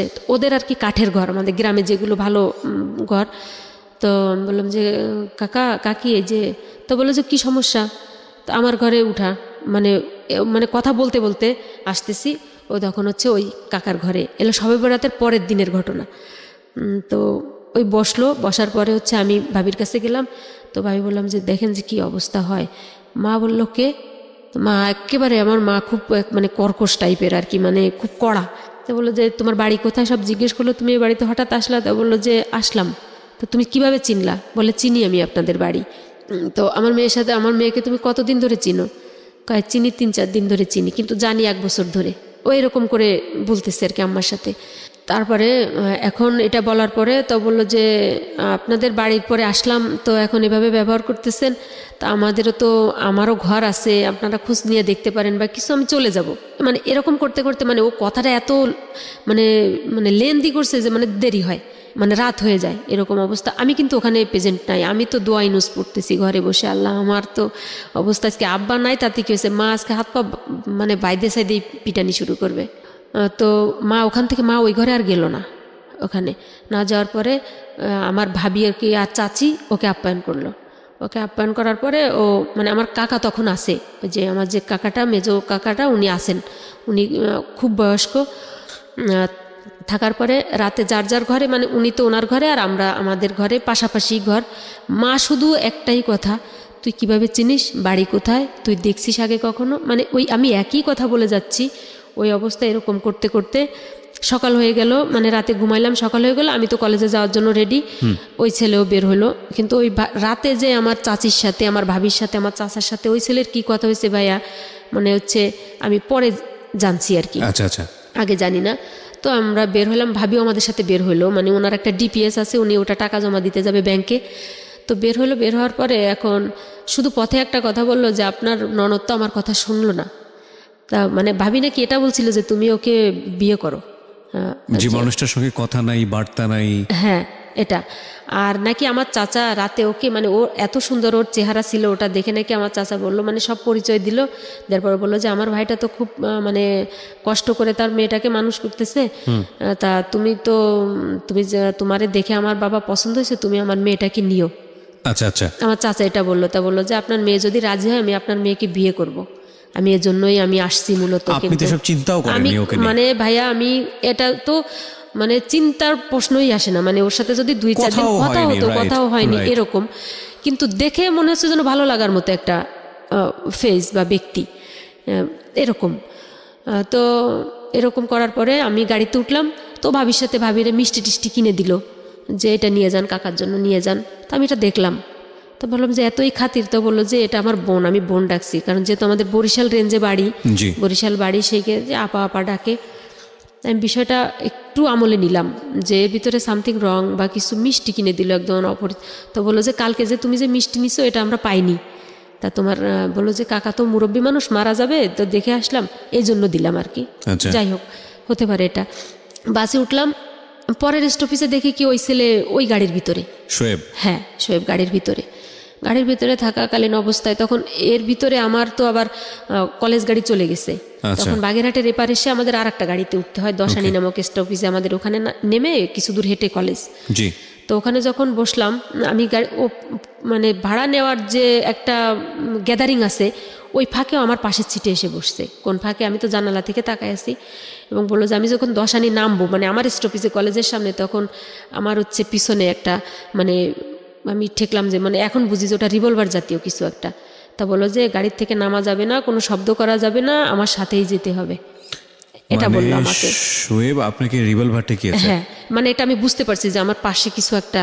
তা বললো যে এটা কিন্তু কোনো খেলনা জিনিস না, এটা কিন্তু অস্ত্র, একদম মেরে দেবো, কিন্তু আমি কিন্তু সর্বহারার লোক, এভাবে মানে আস্তে আস্তে করে কানের কাছে ফিস ফিস। এখন তো ভাইয়া যেটা বুঝি, এখন যতটুকু বুঝি, তখন তো এগুলো কোনো কিছু মানে বুঝতাম না যে এইরকম জীবনটা গেছে একভাবে, কিন্তু এই খাতে তো কখনো পড়িনি। তখন আমি আর তখন কলেজ ড্রেস পরা, মানে কলেজে যাচ্ছেন? আমাদের কোনো কলেজের ড্রেস ছিল না তখন, মানে আলটিমেটলি কলেজে যাচ্ছি আর কি, মানে কলেজের পোশাকেই আর কি। যাই হোক, তো আমি আর কোনো কথা বলছি না। সর্বহারা শব্দটার সঙ্গে পরিচয় ছিল? হ্যাঁ, সর্বহারার সাথে, কারণ ওইটার ব্যাপক মানে তাণ্ডব চলছিল তখন আমাদের এলাকাতে। যেমন ওই যে নামের যে ছিল ওখানকার, তো ত্রাস ছিল একদম ওপেনে, দিনে দুপুর বেলায় মানুষ জবাই দিত এরকম। তো ওই শব্দটা শোনার পরে মূলত আমি আরো ভয় পেয়ে গেছি। এখন হচ্ছে এই মানে এইটা শোনার পরে তো আমি একেবারে, যে এটা অবশ্য ওরা যখন মুখ থেকে বলছে ওটা মেরে দিবে, কারণ এই ধারণা আছে, অভিজ্ঞতা আছে আমার ভিতরে, আমাদের ভিতরে। ওইখানে এলাকায় দেখি ডাকাতি হয়, সর্বহারারাই বেশি এরকম করে। যাই হোক, কোথায় নামবো, খুলনাতে চলে, মানে একেবারে খুলনা রূপসা স্ট্যান্ডে গাড়ি থামলো। ওই সময়েই তখন ওই ছেলের কাছে আমি দেখলাম 2টা ফোন, 2 পকেট থেকে 2টা ফোন বের করলো। তখন আমি দেখলাম যে সনি এরিকসনের যে সেটগুলো আছে ওইটা, আর একটা হচ্ছে মটোরোলা এই সেট। তো ওর যে বন্ধু বান্ধবগুলো, ওখানে দেখলাম যে 10-12 জন আর কি রূপসা ঘাটে। আমার সাথে কোনো অশালীন আচরণ করতেছে না। নামার পরে বললো যে কোনো কথা না, যেটা বলি সেইটাই শোনো। তখন আমি বললাম কোথায় যাচ্ছি? বললো যে তোমার গার্জিয়ান আমাকে মত দিছে, অতএব আমাকে তোমার আজকে বিয়ে করতে হবে। তো মত দিয়েছে, সেটা বিয়ে করার এই সিস্টেম কেন? হ্যাঁ, তাই আমি বললাম এরকম কেন? তা বললো যে এরকম কেন, এখন তোমাকে বললে তো তুমি আমার সাথে বিয়ে বসতে রাজি হবা না। আমি বলে কেন? যে আমি যে সর্বহারা, তাতেই সমস্যা কি? মানুষ তো এখন আমি নিজেকে স্বাভাবিক করার চেষ্টা করতেছি যে ওর সাথে কথা বলে যে এখন চিল্লাপাল্লা করলে তো আমার মরা ছাড়া কোনো গতি না, অথবা আমার অন্য কোনো শারীরিক সমস্যা ওরা করবে যেটা ওদের করার আমার কিছু থাকবে না। তো দেখি কথা বলে ওদের সাথে আমি মানে কনভিন্স করতে পারি কিনা। তো বললো যে তুমি আমার বাড়ির ঠিকানা নাও, যোগাযোগ করো, দেখো আমি ভালো না খারাপ বা আমার বংশ খারাপ কিনা, কিন্তু হচ্ছে এটা বিয়ের পরে, হ্যাঁ বিয়ের আগে না। তো আমি বললাম যে আমি কাকে নিয়ে বিয়ে করবো, আমার তো এখানে কেউ নেই, আমি জানি তোমার খুলনাতে তোমার একটা ভাই আছে। মানে এই সমস্ত তথ্য সব হচ্ছে আমার ওই ভাবি ওকে দিয়ে দিছে। আচ্ছা। আর আমার চাচি চাচা এরা তো দিচ্ছে সহজ সরল মনে, তারা তো অলরেডি বুঝে গেছে যে মেয়ের সাথে তো এ ছেলের যোগাযোগ আছে, সম্পর্ক আছে, কখনো বাড়িতে আসে। ও এবং আমাকে একটা জায়নামাজ নিয়ে আসছিল, একটা গিফট দেওয়ার জন্য, শবে বরাতের গিফট হিসেবে সৌদির একটা বাইরের একটা জায়নামাজ। আচ্ছা। এটা তো এরকম মানে কিছু ভণ্ডামি আর কি। যাই হোক, এখন ওটা বলার পরে তো আমি বললাম যে হ্যাঁ আমার খুলনাতে আমার একটা ফুফাতো ভাই আছে, ও বিয়ে করছে। আমার যে মেজো ফুফুটা আমাদের বাড়িতে ছিল, ওনার ছেলে বিয়ে করেছে খুলনা ফুলতলা, ওখানে ওর শ্বশুরের 2টা রাইস মিল খুব মানে প্রভাবশালী। তাই বললাম হ্যাঁ ওখানে যাবো। তখন আমি একটা ভরসা পেলাম যে ওই পর্যন্ত যেতে পারলে আমি বেঁচে যাব। তা বলে চলো। আমি বলে আমি কখনো ওখানে যাইনি, আমি নাম জানি। তো বলে নাম জানলেই হবে, ঠিকানা বের করতে পারবো। তো নাম অনুযায়ী ঠিকানা বের করে ফেললাম, আমার ফুফাতো ভাইকে পেয়ে গেলাম। ভাইকে পেয়ে তো আমি তো সেই কান্নাকাটি, ভাই আমাকে বাঁচা, এই অবস্থা। আমরা আবার খুব মানে একই বয়সের একই এজের আর কি, আমার সে ভাইটা আর আমি। আর তাছাড়া আমি একটা মামাতো বোন, ওদের আমার 3টা ফুফু, আমি তো একাই আর কি। তো খুব আদর করতো। তো আমি বললাম এই অবস্থা, এই ছেলে এই অবস্থা, তাকে এতটুকু চিনি, এতটুকুই আমাকে এখন বিয়ে করার কথা বলে, দেখো ওর কাছে, ওর সাথে জোরে কথা বলিস না, ওর কাছে কিন্তু অস্ত্র আছে। আপনি আপনার এক আত্মীয়র বাড়িতে গিয়েছেন এবং তাকে বলছেন যে তুমি ওকে নিয়ে বেশি কিছু করো না, কারণ ওর কাছে কিন্তু পিস্তল আছে। এই আত্মীয়টা কে ছিল আপনার? আমার ফুফাতো ভাই, মেজো ফুফার ছেলে। হ্যাঁ ওকে, ঠিক আছে। উনি ওখানে যেতে রাজি হলো কেন শোয়েব? যেহেতু ওই যে আমার চাচা বলে, আমার চাচি বলে দিয়েছে, আর আমার ভাবি যে ওর ওখানে গার্জিয়ান আছে। আচ্ছা। এটা তুমি যদি ও যেতে না চায়, তুমি তো নিজের মতো করে ওকে ট্রাই করবা, ও যদি যেতে না চায় তখন ওখানে নিয়ে যাবা। আচ্ছা আচ্ছা। এটা তো আমি যেটা বলছিলাম প্রথমে, যে ও আমার সাথে অশালীন কোনো যে এখন আচরণ ওটা করতেছে না। তো না করার পরে তো ভাইকে ওটা বলার পরে তা ভাই বললো, যাস আমি দেখতেছি, তুই রুমে যা, তোর ভাবির কাছে যা, আমি ওর সাথে কথা বলি, ওকে রাস্তায় নিয়ে কথা বলি। তো ওই ভাইকে নিয়ে রাস্তায় গিয়ে কথা বলো। কতক্ষণ পর আমার ভাই এসে বলে কি তোর সমস্যা কি? আমি তো খোঁজ নিলাম, ও তো ভালো বংশের ছেলে, ভালো ছেলে, চেহারা ভালো, সবাই কনভিন্স হয়ে যায়। মানে টোটালি ও যে কি করে সবাইকে কনভিন্স করতেছে ভাই। এটা ইন্টারেস্টিং ফ্যাক্ট হচ্ছে সবাই বোধহয় আপনাদের, আমি জানি না, আমি অনুমান করছি, এই যে দারিদ্রাবস্থা, এটাকে মনে করতো যে না ঠিক আছে, বিয়ে যদি হয়ে যায় তাহলে তো বেঁচেই গেল। আমি মনে করি যে এটাই হচ্ছে মূল একটা ঘটনা হতে পারে। আর তাছাড়া ওর চেহারা ফেলে দেওয়ার মতো ছিল না। হ্যাঁ স্মার্ট ছিল, খুবই ভালো, এবং বংশমর্যাদা শোনাশুনির পরে বললো যে এটা যাই হোক। এখন আমি তো যে আল্লাহ, আমি যে একেবারে বিপদে একটা খড় পেলাম বাঁচার জন্য, তাও বাঁচলাম না। কিন্তু আমি বললাম যে আব্বা তো মেরে ফেলবে। তো এটা বলতে বলতে আমার কথা মুখে থাকতে থাকতে ও আমার ভাইকে নিয়ে, আমার ভাইয়ের শেলিকা, এদেরকে নিয়ে ও অলরেডি শপিংয়ে চলে গেছে। আমাকে অনেক রিকোয়েস্ট করলো, আমি বললাম আমি কোথাও যাব না। তখন ও বলে গেল যে ভাবিকে যে ওকে দেখে রেখো যেন চলে না যায়, মানে কোথাও। কিসের শপিং গেল আমি বুঝতেছি না, মানে ওদের কনভিন্স করার জন্য। ওদের পরে দেখি কতক্ষণ পরে খুলনা নিউ মার্কেট থেকে শপিং করে নিয়ে আসলো, প্যান্ট, জুতা মুতা ইত্যাদি ইত্যাদি, আমার জন্য একটা বোরকার কাপড়, এরকম। এগুলো পাওয়ার পরে ওরা, আমার ভাইয়ের শ্বশুর, উনিও তো এখানকার একজন গণ্যমান্য ব্যক্তি, তো উনি বললেই আর কি বাসায় কাজী চলে আসলো। আমি তো সেই বাসায় ঢোকার সাথে সাথে কান্না করতেছি একভাব। তখন কাজী সাহেব বললো যে ওর গার্ডিয়ানকে। তখন আমার ভাবি বললো যে আমি ওর গার্ডিয়ান, আর সাথে আর একটা ছেলে, আর হচ্ছে ওর শোয়েবের পক্ষের গার্ডিয়ান হচ্ছে আমার ফুফাতো ভাই। মানে ও আমার লোকগুলোকে ওর করে নিয়েছে, মানে এত দূর আর কি ট্যালেন্টেড আর কি। এরকম করে যখন আর কি আমাকে সই করতে হলো, আমি সিগনেচার করার পরে আমার আর কিছু মনে নাই। যখন আমার মনে হলো তখন ফজরের আজান দিয়ে দিয়েছে আর কি, মানে যখন আমার সেন্স আসলো। আর আমি একা তখন দেখলাম আমার ভাইয়ের শাশুড়ি, আমার ভাইয়ের বউ, একটা ডাক্তার, মানে নার্স আর কি, এরা আমার কাছে বসা। আমি নাকি অনেক অসুস্থ হয়ে গেছিলাম, আর কি সেন্সলেস হয়ে গেছিলাম। মানে আমার একটা টেনশন কাজ করতেছে যে এত দরিদ্রতার ভিতরে আব্বা আমাকে এত কষ্ট করে, যে আমার আব্বা একটা তখনকার শিক্ষিত মানুষ, আমাকে রিক্সা চালিয়ে, আমার আব্বা যখন আমি যে ইন্টার পড়তাম বা অনার্সে যে ফার্স্ট ইয়ারে পড়ছি, এই যখন আমার বিয়ে হয় তখন আমি অনার্সের অলরেডি ফাইনাল পরীক্ষা দেওয়া হয়ে গেছে, মানে সেকেন্ড ইয়ারে ওঠার জন্য। তো আমার আব্বা বই কিনতে যেতেন, রিক্সা দাঁড় করায় রাখে বই যখন কিনতে যেত তখন রিক্সাওয়ালা ভেবে সবাই বলতো আপনি এই বই দিয়ে কী করবেন, আপনি বইয়ের নাম জানলেন কীভাবে। তো এখন এই নিয়েই আর কি আমার বেশি টেনশন হচ্ছে। কিন্তু ও পরের দিন ওখানে এক রাত থাকলো ওই ফুপুর বাড়িতে। তো আমি বললাম আমি বাড়ি যাব, আগে আমি বাড়ি যাব। তো বললো যে চলো বাড়ি যাই। তো আমি বললাম যে জবাই তো দেবে সবাইকেই ধরে আব্বা। তো আব্বা বাড়ি গেল, মানে বাড়ি গেলাম আমরা, ও আমাকে আগে বাড়ি পাঠায় দিল, মানে আমাদের রাস্তা থেকে। তখন আমার আরও বেশি ভয় লাগলো যে আল্লাহ আমাকে একা পাঠায় দিল, আমার তো বিয়ে হয়ে গেছে, এখন হচ্ছে ও যদি না আসে আর তাহলে কি হবে, আবার আমি তো একা জানি না, আমার ফুফাতো ভাই জানে, এরকম কনফিউশন। বাড়ির ভিতরে ঢোকার পরে হচ্ছে দেখি 10-15 মিনিটের ভিতরে আর কি ও আমার পিছনে পিছনে আর কি ও আসে, কিন্তু ওইগুলো আমি দেখিনি।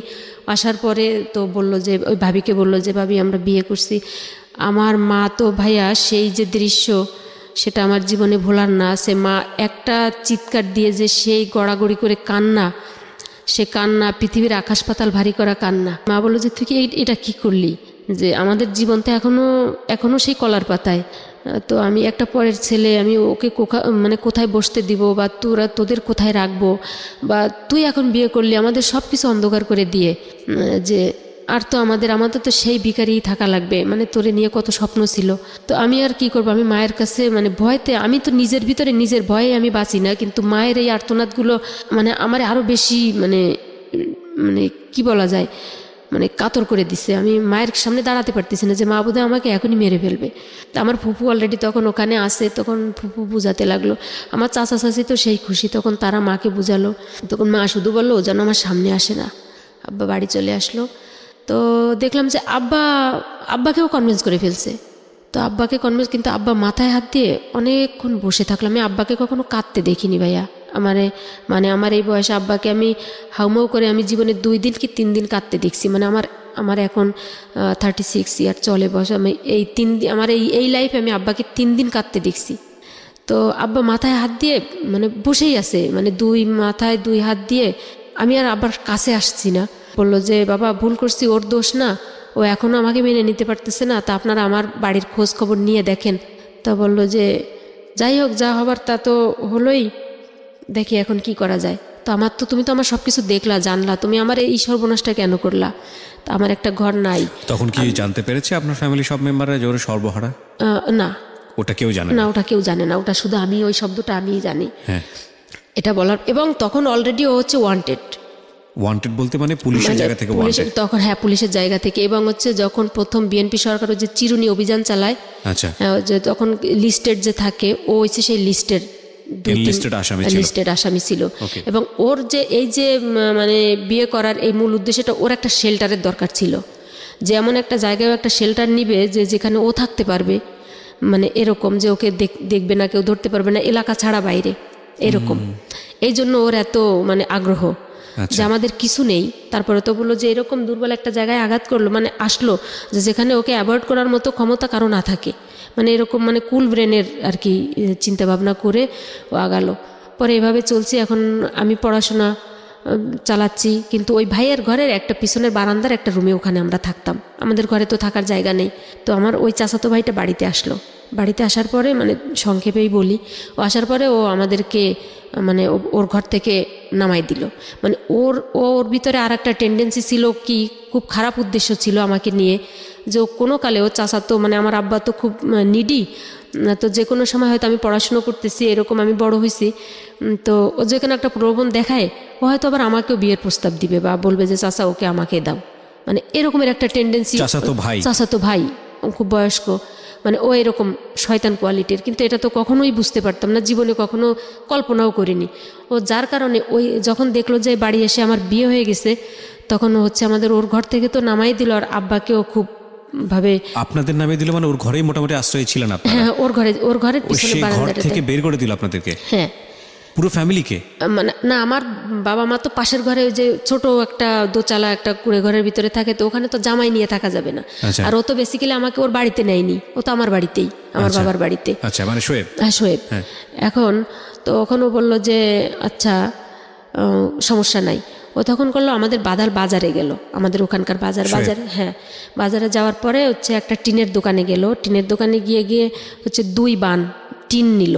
তা বললো যে আমি এই টিনটার টাকা আমি বিকেলে পৌঁছায় দিচ্ছি। টিনের দোকানিকেও কিভাবে, মানে আমি যেখানেই দেখতেছি ওকে, আমি তত অবাক হচ্ছি যে সবাইকে কেমন যেন সবকিছু, মানে কেউ ওকে দেখে না, চেনে না, কিছু না, অমনি ফট করে 2 বান টিন বাকি দিয়ে দিল। বললো যে ওই যে মানে চটা দিয়ে মোটামুটি 2 চাল করি আর বেড়া দিয়ে দিই, তো এভাবে আমরা সবাই থাকতে পারবো একটা ঘরের ভিতরে।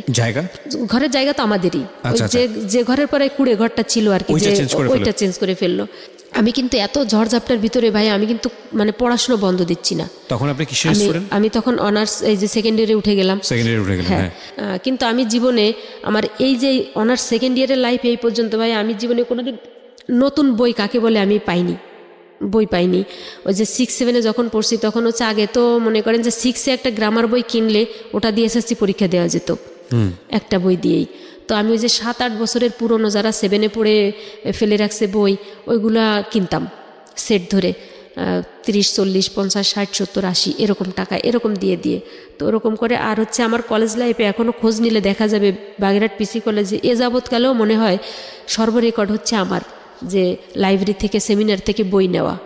কারণ আমার তো কিনে পড়ার অ্যাবিলিটি নাই, আমি ওখান থেকে নিয়ে পড়তাম। ম্যাক্সিমাম সময় আমি লাইব্রেরিতে বসে যে নোটগুলো করতাম, এরকম টিচারদের ডিস্টার্ব করতাম। স্যাররা বসে আসছে সবাই, যে স্যার আমাকে এটা একটু দেখা দেন। স্যাররাও মানে অবাক হতো যে এরকম স্টুডেন্টরা ডিস্টার্ব করে, কিন্তু আমি যে কেন ডিস্টার্ব করি এটা তো স্যারদের বুঝতে দিতাম না। এরকম করে পড়াশোনা চালাচ্ছি। যে স্কাউট করতে যেতাম, ওখান থেকে সনদ, এরকম করে। যাই হোক, ও করলো কি, আমাকে ওই যে অনার্স সেকেন্ড ইয়ারে তখন আমাকে কিছু বই কিনে দিল। আমি যেহেতু বাংলাতে, খুলনায় এসে আমাকে 7টা বই কিনে দিল। এই যে ফার্স্ট আমার জীবনে প্রথম নতুন বই ভাই, মানে পৃথিবীর, মানে মনে হচ্ছে আমি পৃথিবী হাতে পেয়েছি। মানে ওর প্রতি আমার আর কোনো রাগ দুঃখ কোনো কিছু নাই। আমি যে নতুন বই, আমি সারাক্ষণ বইগুলোর ঘ্রাণ শুকতাম, যে নতুন বই এরকম। আর চেয়ার টেবিল তো ছিল না, ওই যে মাটিতে বসে, ওই যে তাল পাতার চাচে ওখানে বসে পড়তাম। আর যদি দেখতাম যে আমার অন্য চাচাতো ভাই বোনেরা পড়ছে, তো ওর ওখানে তখন তো কেরোসিনের কুপি বাতি এরকম হারিকেন ওরকম, তো ওদের পাশে গিয়ে আসতে ওরা জোরে জোরে পড়তো। তো আমার আবার জোরে পড়া যাবে না, আমি জোরে পড়লে ওদের ডিস্টার্ব হবে, ওদের পড়া হবে না, ওর মারা বাবারা চিল্লাপিল্লি করে। তো আমি বইটা খুলে নিয়ে শুধু চোখ বুলাতাম, মানে ওদের আলোতে। আমাদের ঘরে কেরাসিন নাই, মানে বাতি জ্বালানোর এরকম। তো যখন এই যে শোয়েব আসলো আমাদের ঘরে, তো এই কষ্টটা আর থাকলো না। ও এরকম কি করলো, আমাকে ওই যে বই কিনে দিল। বই কিনে দেওয়ার পরে এখন আমার কলেজে যেতে 20 টাকা খরচ হয় রিক্সায়। এখন রিক্সায় যায়, বাসের জন্য দাঁড়ায় থাকা লাগে না, মানে এপার থেকে রিক্সায় যেতে পারি। তো ও কিন্তু কন্টিনিউ আমাদের এখানে থাকতেছে, আমাদের এখান থেকে যাচ্ছে না। তাই আমি বলি এটা তো ভালো দেখায় না, তুমি চলে যাও, অথবা তুমি নিয়ে গিয়ে, বা তুমি আমাকে নিয়ে কোথাও বাগেরহাটের ভিতরে একটা তোমার তো রিলেটিভ আছে থাকো। তো বললো যে না, এখান থেকে তোমার পড়াশুনো করা, মানে অনেক বুঝ দিত। এর ভিতরে হচ্ছে আমার বেবি কনসেপ্ট হয়। বিয়ের কতদিন পরে, মানে কত মাস পরে? এটা হচ্ছে 2002 সালে হচ্ছে 23শে অক্টোবর আমার বিয়ে হয়। আর হচ্ছে জানুয়ারি 2004 সালের 8 জানুয়ারি আমার মেয়ে হয়। তার মানে এটা কি সিচুয়েশনাল ছিল, মানে আপনাদের ওয়ান্টেড ছিল না, আলটিমেটলি সিচুয়েশনাল হয়ে গেছে? হ্যাঁ, এটা। আর ওটা তো চিন্তা করতাম না। এখন এটা যখন মধ্যে আপনার হলো ওই শ্বশুর বাড়িতে যোগাযোগ করা, জানানো, কিচ্ছু চেষ্টা করেনি আপনার বাবা মা? জানছে, এতটুকুই জানতে পারছে যে হচ্ছে ছেলে খুব বংশীয় এবং তাদের বাড়িঘর দরজাও চিনে, এবং ওরা খুবই বড় লোক, খুবই প্রভাবশালী। এখন তো বললো যে বাচ্চা হয়ে যাচ্ছে, আপনাদের তো উচিত ছিল সেখানে গিয়ে। হ্যাঁ, এই বাচ্চা হওয়ার একটু আগে বলি। তো এরকম বিয়ের কিছুদিন পরে বলতে যে 3-4 মাস পরে হঠাৎ করে একটা মেয়ে আসলো আমাদের বাড়িতে। হচ্ছে ওই যে লাবলু প্রথম অ্যাট ফার্স্টে যে ছেলেটা পরিচয় করাই দিছিল, ওই ছেলেটা সহকারে তারপরে আসলো, এবং তখনও আমাদের বাড়িতেই। তখন লাবলু সাহেব উনি একটা মেয়েকে সাথে করে নিয়ে আসছেন। সে মেয়েটাও অনেক সুন্দর, অনেক লম্বা টম্বা নিয়ে আসলো। এখন বললো যে এটা হচ্ছে শোয়েবের বউ, এটা বললো। শোয়েবের বউ? হ্যাঁ। এখন শোয়েব তখন কোথায়? শোয়েব আমাদের ঘরে, আমি দেখলাম যে ঘরে, কিন্তু যখন ওই যে লোকজন হই হুল্লো করে, আর গ্রামে তো একটা কিছু হলেই লোকের জড়ো হয়ে যায় স্বাভাবিকভাবে। আর যেহেতু ওই বাড়ির, আর মূলত ভাইয়া যে কথাগুলো অনেক ছেড়ে গেছি, সেই কথাগুলো হচ্ছে যখন আমার বিয়ে হলো তখন গ্রামের সবাই খুব আশা হতো। আর আমি গ্রামের ভিতরে হচ্ছে ওই যে বাল্য বিবাহ, তারপর হচ্ছে বহু বিবাহ, এগুলো বিরুদ্ধে কথা বলতাম। আর হচ্ছে গ্রামে যে ওই যে ইনজেকশন দেওয়ার যে ব্যাপারগুলো থাকতো, যে রাত বিরাতে যে ওই কার ডায়রিয়া হলো বা কার স্যালাইন দেওয়া লাগবে, এই কাজগুলো আমি করতাম। আমি কিন্তু কোনো পেশাদারি কোনো ট্রেনিং নেওয়া না, কিন্তু কেন যেন আমি করতে পারতাম। আচ্ছা, হচ্ছে এরকম। আপনি যখন এরকম ঘটনা ঘটিয়ে ফেলেছেন তখন সবাই আঙ্গুল তুলতো আপনার দিকে। হ্যাঁ, এর মধ্যে চলে আসলো আরেকটা বউ সহ। এখন কিন্তু আমি ওকে দেখলাম যে ঘরে, আমি আবার যখন ওরা আসলো বললো যে শোয়েব কই, আমি ঘরে ঢুকলাম, নাই। পরে দেখি যে লোকজন, ওরা তো সবাই রাস্তায় চলে গেছে, লোকটোক জড়ো করছে যে এই অবস্থায়। তো ওই মেয়েটা আমার সাথে যদি শান্ত মানে সুস্থভাবে কথা বলতো আমার সাথে, সে আমার সাথে কোনো কথা বলেনি, বা আমি তাকে দেখতেও পাইনি, ওই যে শুধু এক নজর দেখেছি। তো রাস্তায় ওই লাবু নিয়ে চলে গেল, লাবলু। পরে কথা বললেন না মেয়েটার সঙ্গে? আমি তাকে দেখার কোনো সুযোগই আমাকে কেউ দিল না। মানে ও আমাদের বাড়ির ভিতরে ঠিক 2 সেকেন্ডের ভিতরে একটা তাণ্ডব চালায় গেল। যেহেতু ওই হচ্ছে বোন সর্বহারা, যে মানে ওই যে মোস্ট, মানে এটা নাম বললেও অসুবিধা হবে না ভাইয়া, সেটা হচ্ছে হ্যাঁ একেবারে উনাকে তো মেরে ফেলা হয়েছে। ওর আপন বোন, আপন বোন কি বিয়ে করেছে হচ্ছে শোয়েব, যিনি আপনার হাজবেন্ড। হ্যাঁ, এটা ভেরি টুইস্ট, ভেরি ইন্টারেস্টিং। হয়তো আজকে আমরা আমাদের অনুষ্ঠানে এই নামটা প্রচার করছি না অনুষ্ঠানের স্বার্থের জায়গাটি থেকে, মানে বিষয়টা আমি একটু সংক্ষিপ্ত করে বলছি। বেসিক্যালি শোয়েব, যিনি ওনার হাজব্যান্ড, তিনি ছিলেন সর্বহারা গ্রুপের মেম্বার, এবং সর্বহারা গ্রুপের মোস্ট ওয়ান্টেড যিনি ছিলেন ওই সময়টাতে, যিনি লিডার, তার বোন হলো যে ভদ্রমহিলা আপনার বাড়িতে এসছে, যে দাবি করছে হচ্ছে শোয়েব তার প্রথম স্ত্রী, রাইট? হ্যাঁ, চিন্তা করে দেখুন টুইস্ট, গল্পটা মানে টুইস্টটা কত মারাত্মক। ওকে, এখন ওখানে বলার পর ও মানে অনেক লোকজন জড়ো করে ফেলছে, এবং অলরেডি ওরকম কথা বলতে বলতে বের হয়ে গেল। মানে এটা জাস্ট পাবলিসিটি করার দরকার যে ওর একটা বউ আছে, আসছিলেন এবং বললো যে ওকে ধরতে পারলে তো ওর তো 22 টুকরা করবো, মানে এরকম কথাবার্তা বলে বউ বলতেছে। হ্যাঁ, তো আমার কথা আর কিছু বললো টললো না, চলে গেল। এখন তো ভাইয়া মানে মনে করেন যে আমাদের আর বাকি আর কিছু থাকলো না, যে সর্বশেষ যে সম্মানটুকু ছিল বা শেষ আশা ভরসা ছিল, এগুলো গেল। আব্বা ভাবলো যে মেয়েটা মানে সাডেনলি বিয়েও হলো এবং সংসারটাও ভাঙলো। 3 মাস পরের ঘটনা। ও অলরেডি চলে গেল আমার মেজো ফুপু বাড়ি, চলে গিয়ে ওখান থেকে একটা লোক পাঠালো, মানে আমার ফুফাতো বোনের মেয়েকে, যে তোমার খালাকে নিয়ে আসো। তখন জানতে পারলাম যে ওই বাড়িতে, তখন তো মনে করেন যে একেবারে ফুল রাগে, এবং যে আজকেই ওর সাথে শেষ। তখন আমি বললাম, ও এর আগে কি করলো, ফুফুকে কনভিন্স করে রাখলো যে ফুফু দেখেন, ও আসার পরে কিন্তু এত বলবে, আমার আরও বিয়ে আছে, অমুক আছে, আমি এইটা করি সেইটা করি, দেখে না পাগলের মতো কত কিছু বলে। আমি তো যে একেবারে ফুল, যা বলছে আমি সেটাই বলে দিচ্ছি। এবং ওর আরও একটা বিয়ে আছে, ওই আলী হোসেনের বোনের পরে আরও একটা বিয়ে আছে। তৎকালীন সময় আমাদের ওখানকার ডিসি সাহেব ছিলেন পিউস কস্তা, উনিও একটা মেয়েকে পছন্দ করতেন, সেই মেয়েটাকে ওই শোয়েব বিয়ে করছিল, এবং মেয়েটা হিন্দু ছিল। এখন মেয়েটা হয়তো ঢাকার কোথাও কোনো একটা হসপিটালের সিনিয়র নার্স হয়ে গেছে। আজকে হয়তো যদি কোনো কারণে দৈবক্রমে গল্প শোনে তাহলে হয়তো বুঝতে পারবে। যাই হোক, তো এটা আপনি জেনেছেন কবে? সেকেন্ড বিয়েটার খবর জানছেন কবে? সেকেন্ড বিয়েটার খবর হচ্ছে আমি যখন আমার এই মেয়েটা, মানে আমার বেবিটা যখন হয়, আমি যখন ওদের বাড়িতে যাই, ঠিক তখন এই ঘটনাগুলো আমি জানি। আমরা সিরিয়ালি যাই। হ্যাঁ, তারপর তো এটা বলার পরে তখন ও আমাকে অনেক কথা বলে আমাকে কনভিন্স করে, ফুফু দেখলেন, আমি বললাম না। তখন ফুফু আমার বলে, তুই কি পাগল হয়েছিস? কোন জায়গার আগের কালের বুড়ো মানুষ, তো কোন জায়গার কোন আউল ফাউল গল্পগুলো শুনে কোন শয়তান পয়তানে কি বললো, তুই শুনে জামাইয়ের পরে এরকমের চেঁচাচেঁতি শুরু করছিস। তাই আমি কই, ফুফু তুমি চেনো না ওরে, এরকম শয়তান। পরে ওই পথে ওর বাড়ি চলে গেল, ফুফুকে কি বলে আমি সকালবেলা আমার বাড়িতে চলে আসলাম।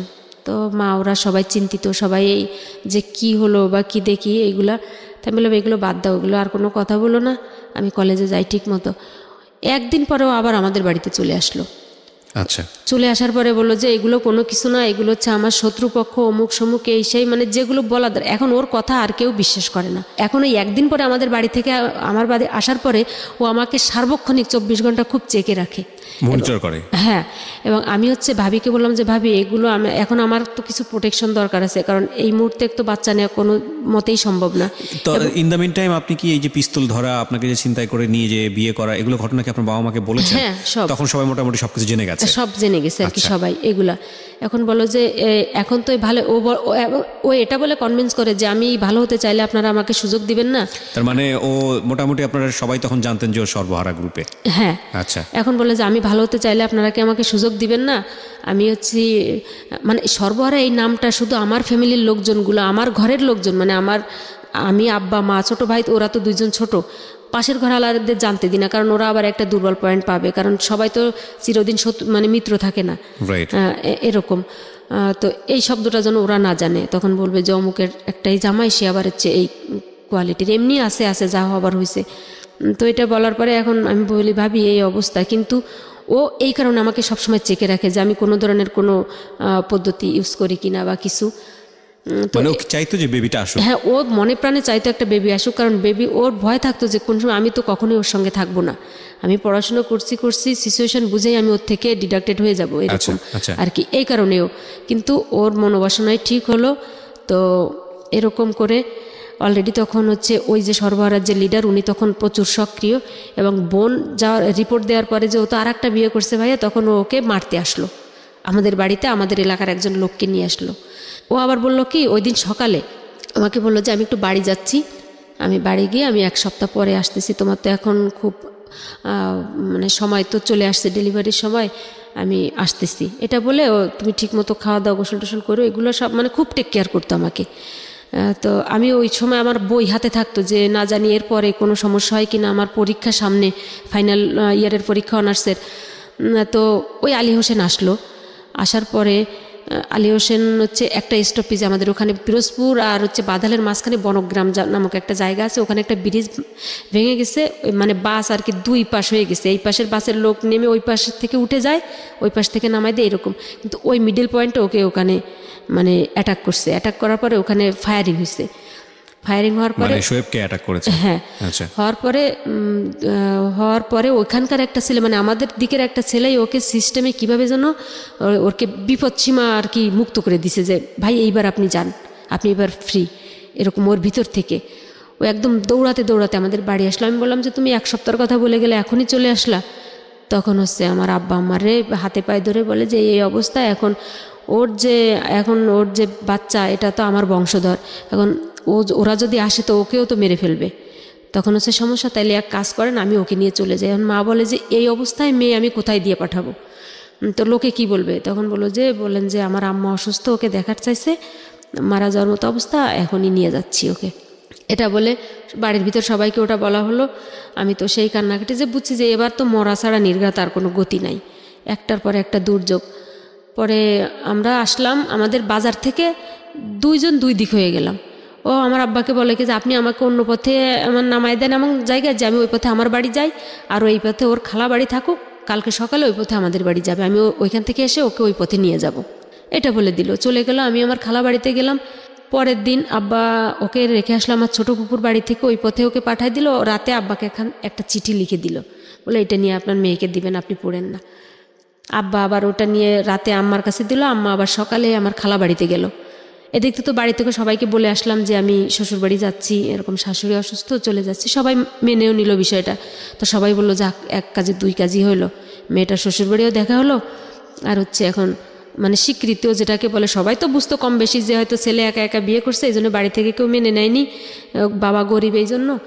তো এইবারই ভালো হলো। চিঠিতে দেখি লেখা মানে বেশ উল্টাপাল্টা, যে তুমি বাড়ি ফিরে যাও, এদিকে ঝামেলা একটু মিটছে, আমি আসতেছি তোমাদের বাড়ি। এখন বলেন কেমন, মানে কি অবস্থা, মানে আমার বাড়ি ব্যাকে আসতে বলে। তখন আমি তো এখন আমি অনেকটা শক্ত হয়ে যাচ্ছি আস্তে আস্তে। কত সহ্য করবেন? আর সহ্য করার আর কোনো মানে পথ নেই। তো আমি বললাম যে আমি মরি বাসি, আমি হচ্ছে এখন তো আর বাবা মার সম্মান ডুবানো যায় না, আমারও তো একটা ইমেজ আছে। আমি শ্বশুর বাড়ি যাচ্ছি, আমি একদিন পরে, তখন কত বেবি তখন হয়নি, মানে আর 18 ওদের বাড়িতে যাওয়ার ওই দিনের 18 দিন পরে বেবি ডেলিভারি হয়েছে। তার মানে চিন্তা করেন অবস্থা কতটা ক্রুশিয়াল স্টেজে ছিল সেই সময়টাতে বেবি। আর আমার পায়ে পানি চলে আসছিল, মানে অনেক ক্রিটিক্যাল অবস্থা, করাটাই ডিফিকাল্ট, একেবারে ডিফিকাল্ট। তো এখন আমি বললাম যে মা আমি যাচ্ছি মঠবাড়িয়া, মানে নাম তো জানি, ওরা তো নামি দামি বংশ। আমি ওখানে নেমে সব তো গল্প বলতো, মানে গল্পে গল্পে নামে নামে সব কিছুই চিনতাম। এটা তো আমি যাই। তখন বললো যে তুই একা যাবি, আমার কাছে 2টা কাপড়ের ব্যাগ, একটা জুতার ব্যাগ, এরকম। তো এখন আমার একটা খালা ছিল, তা বলে যে তুই একটু আগায় দিয়ে আসো রে। আমি তো মা, আমি কোথায় যাব, কোথায় কি চিনবো? তাই আমি বলি মা তোমার যাওয়ার দরকার নেই, খালা তুমি যাবে আমার সাথে? তো মা বললো কি তুই ওর একটু নিয়ে যা। তো দেখেন ভাইয়া আমার খালা কি করলো, মঠবাড়িয়া যে স্ট্যান্ডে ওখানে আমাকে রেখেই বাসের থেকে আমি নামলাম ব্যাগগুলো নিয়ে, 3-4টা ব্যাগ। আর ওদিকে রাস্তাঘাট প্রচুর খারাপ, মনে করেন যে পিছনের যাত্রীগুলা যে যখন গাড়িটা ঝাঁকি দেয় তখন হচ্ছে ছাদের সাথে মাথা ঠেকে যায়, এরকম অবস্থা। কিন্তু আমাকে ওই যে সুপারভাইজার একদম গাড়ির সামনের একটা সিট আছে, মানে আমি তো বোরকা পরা, তারপরে খুবই অসুস্থ, মোটা, মানে আজ করতে পারছে যে উনি মহিলা এরকম অসুস্থ। তো ড্রাইভারকে বললো যে ওস্তাদ একটু আস্তে আস্তে চালান, রোগী কিন্তু। তো যথেষ্ট মানে খুব আস্তে আস্তে মানে গাড়ি চললো, অনেক দয়া করলে, যে আল্লাহর দয়া শুরু হলো আর কি। যাই হোক, আমি নামার পরে আমার খালা ওই গাড়িতেই থাকলো, উনি ওখান থেকে নামলো, নামার পরে ব্যাগগুলো রাস্তার পাশে সাইড করে রানিং আর একটা গাড়ি আসতেছে, বলে আমার আবার রাত হয়ে যাবে, আমার আবার ফেরা লাগবে, তুই একা যা, আমি চলে যাই। ভাই পৃথিবীতে মানুষ অসহায় হয়, ওরকম অসহায়, মানে ওই একদিন অসহায় হয়ে গেলাম আমি। ওই যে আমার অসহায়ত্ব শুরু, আমি চারিদিকে অন্ধকার দেখতেছি, যে আমার তো আর পরিচিত এখানে কেউ নেই, আমার এই অবস্থা। সারাদিন ওই দিন সকালে খালার বাসা থেকে শুধু 1 গ্লাস পানি খাইছি, এরপরে আর কোনো কিছু খাওয়া না। আর তো শরীরের তো এই অবস্থা। আর আমার ওই বুকের খাঁচায় ব্যথা ছিল, প্রচুর ব্যথা উঠতো রাতে বা দুপুরের দিকে। তো এই ব্যথায় আমার ওই ব্যথা আর মনে নাই। তো একটা রিক্সাওয়ালাকে বললাম যে তুমি কি অমুক বাড়ি চিনো? তা বললে অমুক অমুক বাড়ি, হ্যাঁ চিনি। তাই বলে ভাই তুমি কি একটু যাবে আমার সাথে? তখন ওখান থেকে 5 টাকা হচ্ছে ওদের ওই রিক্সা স্ট্যান্ড পর্যন্ত ভাড়া, ওখান থেকে হচ্ছে আবার মনে করেন যে 2 কিলোর মতো কাঁচা রাস্তা হেঁটে যাওয়া লাগে ওদের বাড়ি। এর ভিতরে আবার হচ্ছে সাঁকো আছে 2-3টা। তো রিক্সা নামায় দিয়ে বললো যে আপনি এখন হেঁটে যান এত পথ। তখন আমি মানে কান্না করে দিলাম, বললাম যে ভাই আমি কিভাবে যাবো এতগুলো ব্যাগ নিয়ে, আপনি আমার সাথে চলেন, আপনাকে আমি টাকা দিব, আমার কাছে টাকা আছে, আপনাকে আমি টাকা দিব, আপনি চলেন। তো ওর ওই রিক্সাটা হচ্ছে ওই মানে বেড়ার সাথে যেটাকে বলে, ও তালা দিয়ে ও আমার সাথে, ওই ছেলেটা একাই সব ব্যাগগুলো মাথায় কাঁধে অমুক সমুক করে নিল, যে টাকা দেওয়ার কথা বলছি, ও আমার সাথে গেল আমাকে আগায় দিতে। তো আমি ওই বাড়িটার ভিতরে মানে জিজ্ঞাসা করতে করতে ঢুকলাম। কিন্তু যখন আমি ওই বাড়িটার ভিতরে ঢুকি, আমার শ্বশুর বাড়ির ভিতরে, তখন একটা মহিলা আমার পাশ দিয়ে বের হয়ে যাচ্ছে হন হন করে। তো আমি বুঝলাম যে কে যেন, মনে হচ্ছে যেন কাজের মানুষের মতো আর কি। তো আমি যখন ওই বুঝলাম যে এইটা শোয়েবের ঘর, মানে ও যখন যেমন বর্ণনা দিত যে এইটা আমার এইরকম আমার সামনে আমাদের ঘর, এইটা চাচার ঘর। যশোর শিক্ষা বোর্ডের চেয়ারম্যান শাহজাহান খান ছিলেন, 1996 সালে উনি রিটায়ার্ড করছেন, ও হচ্ছে ওর ভাই।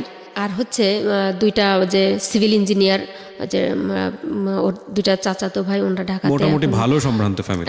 11টা MBBS ডাক্তার হচ্ছে ওদের ফ্যামিলিতে, মানে 11টা MBBS, এবং হচ্ছে বোর্ড চেয়ারম্যান একজন, যুবনের মহাপরিচয়, মানে একেবারে খুব টপ লেভেলের আছে 2 জন এরকম, এবং প্রত্যেক ঘরের থেকে 1-2 জন বিদেশে আছে, মানে এরকম একটা ফ্যামিলি। বাড়ির জন্য কোথায়? যশোর না, এটা হচ্ছে মঠবাড়িয়া জেলায়, মঠবাড়িয়া জেলা। তো একটাই ও হচ্ছে আর কি, মানে ফ্যামিলি কি গোষ্ঠী থেকে বিচ্ছিন্ন আর কি একটা ব্যক্তি, মানে ওর ছোটবেলা থেকেই নাকি ওর কার্যকলাপ এরকম। সেই ছিল শোয়েব। বাড়িতে ঢুকতে যাচ্ছেন আপনি, এবং বাড়িতে ঢোকার পরে কি অবস্থা দাঁড়াবে, এবং আপনি তখন 9 মান্থ প্রেগন্যান্ট। হ্যাঁ, এখন বাড়িতে ঢুকলাম, এখন আমি তো অসুস্থ হয়ে গেছি, 2 কিলো মানে হাঁটা, সে তো এরকম একটা ব্যাগ নিয়ে, এবং আমি তো অসুস্থ, আরো বোরকা পরা গরমে, আর নিচে আবার শাড়ি পরা, এই অবস্থা, মানে সব মিলে।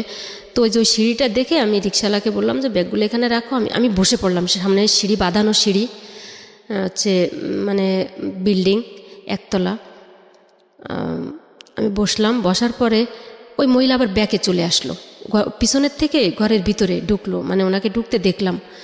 তো বললাম যে এটা কারা? তো বললো যে এখন আমি কাকে, আমি কি বলবো? তখন ওই রিক্সাওয়ালা বলছে এটা আপনার বউ, মনে হয় যে নাম বললো যে শোয়েবের বউ। এইটা যখন বললো, ওই মহিলা হচ্ছে বারান্দাতে ছিল, ঘরের ভিতরে চলে গেল, গিয়ে ভাইয়া হচ্ছে মানে 3 হাত 3.5 হাত একটা দাও ওইটা নিয়ে বের হলো, যে এক্ষুনি 2 টুকরা করে ফেলবো, যে ওর বউ আসলো কোত্থেকে। হ্যাঁ, ওর তো বউ আছে 2-3টা, ও হচ্ছে সেই বউরাও হচ্ছে আসামি, ডাকাতি মামলার আসামি, অমুক সমুক। ব্যাগগুলা আবার কি রিক্সাওয়ালার হাত থেকে নিয়ে ছুঁড়ে মানে কাদার ভিতরে ফেলে দিল, আর মানে আমাকে মারতে যাচ্ছে। তো এই অবস্থা। তো অলরেডি লোকজন জড়ো হয়ে গেছে, 2-4 জন মহিলারা, আর ওদের বাড়ি খুব পর্দানশীল, মানে হাজি বাড়ি বলে, যেটা আমার ওই পাশের বিল্ডিংটাই লাগোয়া বিল্ডিং, ওটা হচ্ছে ওই যে ইঞ্জিনিয়ারের বিল্ডিং, মানে আমার চাচা শ্বশুরের বিল্ডিং। তো ওনারা বাড়ির ভিতরে কেউ ওই মহিলাকে পছন্দ করতেন। ওই মহিলা হচ্ছে ওই শোয়েবের বাবার আর কি, মানে দ্বিতীয় পক্ষের স্ত্রী। আচ্ছা আচ্ছা। এবং অনেক আগলি আর কি, যেটাকে বলে, ওকে। দেখলে মনে হয় না যে এনার এই ছেলে পেলেগুলা এরকম। আচ্ছা, উনি কি মানে শোয়েবের মা ছিলেন, আপন মা? হ্যাঁ, আপন মা, মানে খুবই একটা মানে ক্রুয়েল কোয়ালিটির চরিত্র। তো এটা বলার পরে মানে ওই গ্যাঞ্জাম দেখে আমার এখন মানে আমি আর বসে থাকতে পারছি না, মানে এখন এই মুহূর্তে যদি আমি শুয়ে না পড়ি তাহলে বোধহয় আমি মারা যাবো, আমার নিঃশ্বাস দম বন্ধ হয়ে আসছে। তো আমি মানে আর একটা মেয়ে দাঁড়ানো, আমি ওরকে এক হাত দিয়ে ধরে আমি যখন ওরকে ওই খাটের মানে বারান্দায় উঠে গেছি, বারান্দায় উঠে যখন খাটের সাথে বসে আমি অলরেডি ওই বোরকা খুলে ফেলছি, তখন দেখে যে মানে আমার এই অবস্থা। তখন সবাই বললো যে তুমি চিল্লাপাল্লা করো পরে, আগে এদিকে আসো, দেখো কি অবস্থা, এই বউয়ের তো এই খারাপ অবস্থা। মানে এটা দেখার পরে, এটা বলার পরে এই ভদ্রমহিলা আর কোনো চিল্লাপাল্লা নাই তার। মানে আপনি যে কনসিভ করেছেন, আপনি প্রেগন্যান্ট, এটা জানার পরে আর চিল্লাপাল্লা নেই? না, মানে আগের যে তার যে 2টা বিয়ে, মানে তার তো কোনো জায়গায় কোনো ছেলে মেয়ে নাই, বাচ্চা কাচ্চা হয়নি শোয়েবের। এটা দেখার পরে আমার মনে হয় এই কারণেই হয়তো মায়া হয়েছে। আর তাছাড়া এখন মানে দেখেছে যে আমি মানে মারা যাচ্ছি এই অবস্থা, তখন আমি ইশারা করে বললাম যে আমি একটু পানি খাবো। তা উনি বললো যে পানি দেওয়া যাবে না, মানে উনি বললো ভালোর জন্য যে এই সময় এই মুহূর্তেই পানি দেওয়া যাবে না, একটু ঠান্ডা হোক তারপরে। পরে পানি দিল, পানি খাওয়ার পরে তাই আমি বললাম যে ওই ব্যাগের ওই পকেটে অমুক জায়গায় টাকা আছে, রিক্সাওয়ালাকে 100 টাকা দাও। তখন ওই মহিলা নিজে টাকা দিতে গেল, রিক্সাওয়ালাকে 20টা টাকা দিছে, বলে তোর এইটুক থেকে 5 টাকা ভাড়া, তুই ব্যাগটাক নিয়ে আসিস, তোর 15 টাকা বেশি। সেই রিক্সাওয়ালা তো মানে পরানে বাসে, পারলে টাকা না নিয়েই যায়। মানে ও 20 টাকা দিয়েছে, এই তো আল্লাহর কাছে আরো শুকর। মানে ও নিয়ে আসলো কেন, ওকে তাড়া, মানে ও অলরেডি বাড়ির থেকে দৌড় মেরে বের হয়েছে। Sorry for this love, but the situation is যে যেখানে জীবন থাকে না সেখানে 20 টাকা পেয়েছি, আমি এটা চিন্তা করতেছি। বাট আমি না হা হয়ে শুনছি, বিলিভ মি, আমি জীবনে এত গল্প প্রচার করেছি, যত প্রচার করেছি তার চেয়ে বেশি অনেক অনেক বেশি শুনেছি আমি। কিন্তু আজকের এই গল্পে আমার 1 সেকেন্ডের জন্য আমার মনে হয়নি কনসেন্ট্রেশন আমি অন্যদিকে দিয়েছি। এবং আপনি যা বলতেছেন আমার কেন জানি মনে হচ্ছে আমার চোখের সামনে এগুলো সব ঘটে যাচ্ছে। চিন্তা করেন অবস্থা, মানে একটা মানুষের জীবনে ভয়াবহ। আজকে মানে কোনো সন্দেহাতীতভাবেই বলি যে এই গল্পগুলো আমি জানি অনেক কষ্ট পাওয়া মানুষগুলো শোনেন, কিন্তু একটু শুনে দেখেন তো যে এই ভদ্র মহিলার চেয়েও কি আপনার জীবনে কষ্ট বেশি বা বৈচিত্র্য বেশি? আমি শেষ কমেন্টস এখনই করবো না, আমি শেষ পর্যন্ত শুনতে চাই আসলে কি হয়েছে, তারপর কি হলো। ভাই যে এই কথাগুলো এখন আমি ঠান্ডা মাথায় হয়তো অনেক বছর পরে আপনার সামনে এসে বলতে পারছি, মানে এর একটা মানে সেন্টেন্স বলতে গেলে আমার হয়তো আমার 2 ঘন্টা কান্না করা লাগতো, মানে এরকম টাইমটা আমি পাস করে আসছি। এখন আমার মানে কান্না আসে না, মানে এটা কান্না আসে না। রাতে এখন কি করলাম, ওদের ঘরের ভিতরে আমাকে ঘুমাতে দিল একটা খাট, সেটা হচ্ছে সেই খাটের পরে উঠতে গেলে 2টা চৌকির পরে পাড়া দিয়ে উঠতে হয়, মানে এত উঁচা। মানে আগের কালের যে পঙ্কিরাজ খাট না কি যেন কিরকম বলে, মানে ওর দাদা ছিল জমিদার। আচ্ছা। মানে ওর দাদিকে বাপের বাড়ি থেকে গিফট দেওয়া হয়েছিল যে খাটটা, ওইটা এখনো আছে, সিঁদুর কাঠের খাট, হ্যাঁ, ময়ূরপঙ্খী খাট, ওই ডিজাইন করা। তো মনে করেন যে আমার মাজা সমান তার পয়া কেটে ফেলছে, এখনো সে অতখানি লম্বা ওই খাটটা। আচ্ছা, যাই হোক, তো ওই খাটটার পরে আমাকে তো মোটামুটি মুখ দিয়ে উঠতে হতো খাটে। হ্যাঁ, একটা বিশ্রী অবস্থা। তো আমি শুয়ে আছি, এখন শুয়ে থাকার পরে এখন উঠলো, কতক্ষণ বলো যে আপনি, ওই যে আমার ননদরা বললো যে একটু আসেন, খেয়ে নেন একটু। শোয়েব কিন্তু আর নাই, ওর কোনো ঠিকানা মিকানা কিচ্ছু জানি না কোথায় আছে। আমি কিন্তু একা ওই যে জিদ করে চলে আসছি, যে পরে আমি যখন গেলাম খেতে, তখন ওই যে পিছনে ওদের ডাইনিং টেবিলে খেতে দিল, তখন আমি ভাতটা দেখে আমি খুব খুশি হলাম। আর আমার প্রচুর খাওয়া ছিল তখন, মানে ওই সময়টাতে খাবার প্রয়োজন হয়, হ্যাঁ, খুব খাওয়া, 2জন মানুষের খাবার, হ্যাঁ, এত পরিমাণ খাওয়া, মানে অল্প ভাত দেখলে আমার কান্না চাপতো যে এই ভাতগুলোতে আমার হবে না, আমার আরো লাগবে। আর মায়ের কাছে থাকা তো একটা অস্বাভাবিক ব্যাপার, আরো মা কখন খাবো এটার জন্য ট্রাই করতো যে আর একটু খাক। কিন্তু এখন দেখলাম যে প্লেটে একটু ভাত দিছে একটা ডিম ভাজা। তো আমি এইভাবে বর্ণনা দিচ্ছি এ কারণে যে আমি যখন ভাতটা হচ্ছে আমি মানে এক জায়গায় করলাম, মানে হাত কাঁচানি দিয়ে দেখলাম যে প্লেটটা মাঝখান থেকে ফাটা, এরকম একটা ভাঙা একটা প্লেটে আমাকে খেতে দিছে। তো ওটা দেখে ভাই আমার এমন কষ্ট, এমন দুঃখ লাগলো যে বলার মতো না, যে এত প্লেট দেখতেছি শোকেজের ভিতরে, এরা খাচ্ছে, অথচ আমাকে একটা কি বলে ভাঙা একটা প্লেট আমাকে খেতে দিল। আমি কি এতই নগণ্য?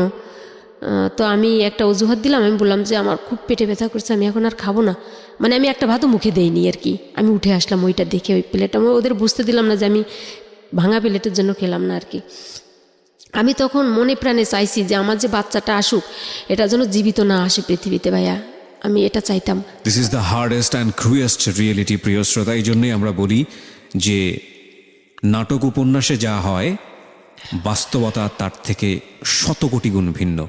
এই মা সারাটা জীবন ধরেই একটা মেয়ের সবচেয়ে কি বলা যেতে পারে ওয়াইল্ডেস্ট, ন্যাচারাল এবং সবচেয়ে কাঙ্ক্ষিত স্বপ্ন থাকে একটা মেয়ের বয়ঃসন্ধির পর থেকে, যে সে মা হবে। সবচেয়ে বড় স্বপ্ন সেটা। সে যে সিচুয়েশনেই বাচ্চাটা পৃথিবীতে আসুক না কেন, এই ভদ্রমহিলার, উনি নিশ্চয়ই বাচ্চাটাকে নিয়ে স্বপ্ন দেখেছেন, উনি নিশ্চয়ই যেভাবেই হোক না কেন বাচ্চাটাকে সেভ করার চেষ্টা করেছেন। এবং আমি মানে বলার অপেক্ষা রাখে না, এত এত কষ্টের পরেও মানে যেভাবেই হোক না কেন মা যদি জানতে পারে এটা, যে তার সন্তান পৃথিবীতে আসতে হলে তাকে মরে যেতে হবে, আমার মনে হয় না যে যদি সত্যিকারের মা হয় যে কোনোভাবেই নিজের জীবনটা সেভ করতে চাইবে, যে না আমি মরে যাই কিন্তু আমার বাচ্চাটা যেন বেঁচে থাকে। কিন্তু সমাজ কিংবা পারিপার্শ্বিক অবস্থা কখনো কখনো আমাদেরকে এত ক্রুয়েস্ট রিয়েলিটির সামনে দাঁড় করিয়ে দেয় যে যখন অনাগত সন্তান হয়তো 10-15 দিন পরেই পৃথিবীতে আসবে, আমরা মনে প্রাণে চাই যে আমার সন্তানটি যেন বেঁচে না থাকে। So this is the hardest reality. মানে আমার এই অনুষ্ঠানটা আজকে আমি জীবন গল্পের 3য় পর্বে আমি খেয়ে হারিয়ে ফেলছি, টু বি অনেস্ট। বলুন তারপর কি হলো? তখন অলরেডি ওর গল্পগুলো তো শুনে ফেললাম। তখন আমি ভাবলাম যে ভাইয়া মানে এই বাচ্চাটা যেন মানে আমার জীবন তো গেছে, আর এই বাচ্চাটাকে আমি মানুষ করতে পারবো না, আমি মুক্তি চাই এই জীবন থেকে। মানে এই বাচ্চাটা যেন পৃথিবীতে জীবিত না আসে, ও যেন মারা যায়, এরকম আবার একা একা কান্না করতাম। এটা হচ্ছে যাই হোক না কেন, ওর যতগুলো বউ থাকুক না কেন, আমি তো অলমোস্ট ওই বাড়িতে নতুন বউ। এরপরে আবার এই অবস্থা, সঙ্গত কারণে লোকজন আসে, মানে আমি শুয়ে থাকি অন্ধকারের ভিতরে, ঘরের ভিতরে, যে 4-5টা শীত কাপড় গায়ে দিয়ে এরকম, তো লোকজনের দেখতে আসে যে কেমন এই বউটা কেমন।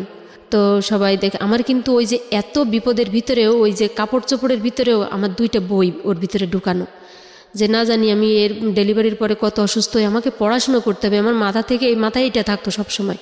ওরকম করে আমি রাত্রে খেলাম না, শুয়ে থাকলাম, কিন্তু রাতে প্রচুর ব্যথা, সারা রাত ওরা আমার হাত ধরাধরি করে হাঁটাহাঁটি করালো আর কি। তারপরের দিন সকালে 11টার দিকে দেখতেছি যে দূর থেকে যে শোয়েব বাড়িতে চলে আসছে। আচ্ছা। শোয়েব বাড়িতে চলে আসার সাথে সাথে ওর মা তো সেই চিল্লাপাল্লা শুরু করে দিছে। চিল্লাপাল্লার এক পর্যায়ে সে মানে কান্নাকাটি, হাসাহাসি, মানে এই অবস্থা। মানে এখন অলরেডি তারা খুশি যে তাদের বংশধর আসতেছে আর কি, এ কারণে খুশি তারা। আচ্ছা। তো যখন শোয়েব আমার সামনে আসলো, তখন আমার আর বলার কিছু না, আমি শুধু ভাই ওর মুখের দিকে তাকায় আছি। এবং আমি বললো যে ওরা খুব খারাপ কথা বলছে আম্মা, তাই না? আমি বললাম না, খারাপ কথা কোনো কিছু বলে নেই। আমি যদি হতাম ওনার জায়গায়, তাহলে উনি তো অ্যাটেম্প করতে গেছেন যে উনি মানে কোপাবেন, মেরে ফেলবে, কিন্তু আমি হলে মেরেই দিতাম। আচ্ছা। কারণ যে তোমার যে ক্রিয়াকলাপগুলো এগুলো তো ভালো না, আর তুমি হচ্ছে আমার তো ওদিকতে ডুবাই দিয়ে আসছো সব কিছু, তারপর তুমি আমার ব্যাকে যেতে বলো বাড়ি। যাই হোক, ভালো হোক মন্দ হোক, আমি তোমার এখানে আসছি, ডেলিভারি হলে বাচ্চা যদি পৃথিবীতে আসে সুস্থভাবে ভালো, তাও আমি রেখে চলে যাব, যদি ডেথ অবস্থায় আসে তাও আমি চলে যাব। যতটুক মানে ইন্টেনশন ওকে নিয়ে ছিল বা কিছু, এখন আর আমি এখন নিজের সাথে কথা বলি না, শুধু ওই ডেলিভারি পর্যন্ত মানে ওয়েট করা লাগবে, মানে আমি এরকমের একটা কেমন শক্তর মতো হয়ে গেছি। যাই হোক, এরকম করতে করতে যেদিন আমার বাচ্চাটা ডেলিভারি হলো, ওই দিন ও শোয়েব বাড়িতে ছিল না, আর ও বাড়িতে থাকতো না। ওকে কখন পুলিশ এসে ধরে বা কি দেখি, দিনে ঘোরাফেরি করতো, কিন্তু রাতে অন্য কোথাও গিয়ে ঘুমাতো। তো আমার ওই ননদ ওরা থাকতো সাথে আমার।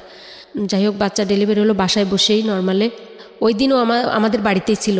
আমাদের বাড়িতে থাকার পরেও আমার কি জিনিসপত্র ছিল এগুলো নিয়ে আসলো। এখন বললো যে এই 18 দিন দেখে না, বাবা মা তো অলরেডি পাগল হয়ে গেছে যে কি অবস্থা, আমরা যাবো। ফোন মানে খবর দিল যে আমরা অমুক দিন আসছি। তো আমার পিরোজপুর চিনে তো না বাড়ি, পিরোজপুর পর্যন্ত আগায় নিয়ে আসতে গেল। তো বললো যে আপনারা এখন ফিরে বাড়ি যান, কোভিড তো একটা মেয়ে হয়েছে। তো বললো যে তুমি কি বলো, বাড়ি যাব মানে? তো বললো যে প্রিপারেশন আছে, নাতি দেখতে আসবে, বিয়াই বাড়ি, যাই হোক না কেন তোমার বাড়ি মানে যাওয়ার জন্য যদি আমার 50,000 টাকাও খরচ হয়, আমার জমি জমা যতটুকু আছে অতটুকু আমি বিক্রি করে তোমার মান রাখবা। তুমি যে আমার মান কি রাখলা সেটা তো বলার অপেক্ষা রাখে না। যাই হোক, আব্বা আমাকে আর রাখতে পারলো না, ওরা চলেই আসলো। তারা হচ্ছে 5,000 টাকা খরচ করে মানে প্রায় 15 কেজি মিষ্টি, কমলা, আপেল ইত্যাদি ইত্যাদি, মানে অল এভরিথিং এগুলো নিয়ে মানে যাতে তারা বুঝতে না পারে যে ওর শ্বশুরবাড়ি খুব গরিব নিডি। আসলো, আসার পরে তো সেই কান্নাকাটি আমারা একদিন মানে আসতে আসতে দুপুর হয়ে গেল, রাত থাকলো, সকালে চলে গেল। কিন্তু আমি তো ওই দিন থেকেই আমি অসুস্থ। যাক, সে অনেক গল্প, অনেক কথা। আমি ওই টোটালি মেয়ের বয়স 56 দিন পর্যন্ত আর কি ওই বাড়িতেই ছিলাম। পরে আমার বাড়িতে ডাক্তার দেখার সুবিধার্থে চলে আসলাম। চলে আসার পরে আমি আমার এখানেই থাকি। কিন্তু ও হচ্ছে এইবার বলল কি যে তখন মেয়েটা কোথায়? মেয়েটা আমার কাছেই। আচ্ছা, মেয়েটাকে নিয়ে আপনি চলে আসলেন? হ্যাঁ, ওটাকে কি আর রাখা যায়? বাচ্চা তো এখন সবকিছু ভুলে গেছি ওকে দেখার পরে। বয়স কত এখন? ও এখন এবার 7-এ ফাইনাল দিচ্ছে। মানে ও গল্পটা শুনছে? ওকে জানে আজকে আপনি যা এগুলো বলছেন এখানে? হ্যাঁ। এত ইন ডিটেল জানে নাকি আজকেই প্রথম সবকিছু জানছে? না, ওর এখন আমার মেয়েটা যে কিভাবে ওকে নিয়ে আসলে আপনি দেখতে পারতেন যে আল্লাহ আমাকে একটা লক্ষ্মী দিছে। বাহ, ঠিক আছে, আমরা সামনে দিকে আগে। তারপর এখন ওইটা নিয়ে আসলাম। নিয়ে আসার পরে আমি আবার পড়াশোনা শুরু করে দিলাম। আমি তো অসুস্থ, ওর ভিতরে শুয়ে শুয়ে যে আমাকে পড়তে, কারণ আমি বুঝে গেছি যে এর সাথে আমার আর কোনো ফিউচার নাই। যার পরে তখন ও বললো কি যে এখন তো আমার বেবিটার ইতিমধ্যে 6 মাস। কোনো বউ পেয়েছিলেন নাকি? না, কোনো বউ পাননি? বিয়ে শাদী করেছেন সেটা জানতেন? হয়, সব আছে, কিন্তু সব ওই মানে একা একাই চলে যায়, কারণ কেউ থাকে না আসলে, কারণ ওই তো থাকে না এই আর কি। তারপরে হচ্ছে ওই বেবিটার বয়স 6 মাস হলো, মুখে ভাত দিলাম অনুষ্ঠান করে আমার বাড়িতেই, আমার বাবার সাধ্য মতো। কারণ আমাদের তখন হচ্ছে চাল কেনা লাগে না, ঘের মাছ আছে, নারকেল সুপারি টুকটাক যেগুলো হয় এগুলো দিয়ে বাজার হয় মোটামুটি করে গ্রামের ভিতরে যেভাবে হয়, তাও 200-250 লোকের অ্যারেঞ্জমেন্ট করে আনুষ্ঠানিকভাবে আমার বাচ্চার মুখে ভাত দিলাম। ভাত দেওয়ার পরে ও বললো কি যে এখন তো কিছু করা লাগে, মানে ওর বড় ভাই যেটা, সে বললো যে ওকে তাহলে ঢাকাতে দিয়ে পাঠাও, আমরা ক্লিনিক করছি বাবার জায়গা বিক্রি করে, তো আসুক এখানে।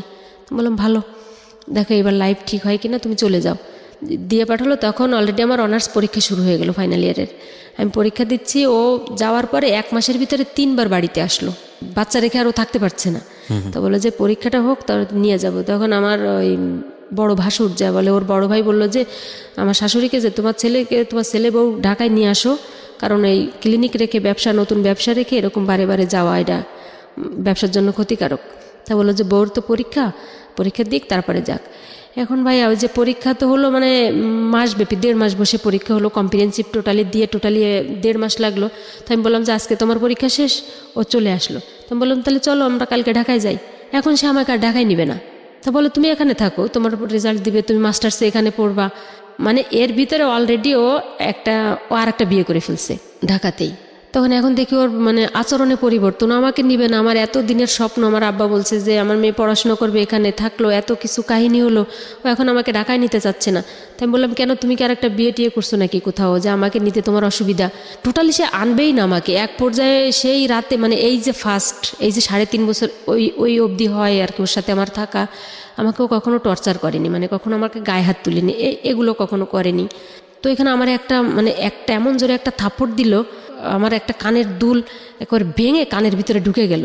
যে আমি যাওয়ার কথা কেন বললাম, যে আমার সে লোক কখনো আমাকে জোরে কথা বলে না, তো আজকে আমাকে গায়ে হাত তুললো, নিশ্চয়ই এর ভিতরে ঢাকার ভিতরে কোনো কাহিনী আছে, ঢাকা তো আমি যাবই। তো আমি করলাম কি ওই রাতেই আমার বাচ্চাটাকে নিয়ে আমি আমার ঘর থেকে বের হয়ে গেলাম, মেয়েটাকে কোলে নিয়ে আমার একটা খালা বাড়ি এসে থাকলাম। ও কিন্তু আমাদের বাড়িতেই, ও সকালে চলে যাবে। আমার চিন্তাভাবনা কি, আমি সকালে ও ঢাকায় যাওয়ার আগে আমি ঢাকায় যাব, অন্তত আমার ভাসুরের একটা কার্ড আছে আমার কাছে যে আমি ঢাকায় যাব। যাই হোক, এক পর্যায়ে সবাই বললো যে তাহলে ওর চেতাচেতিতে যুক্তি আছে, তা তুমি এখন ওকে নিবে না কেন? এখন ওখানে কি করবে?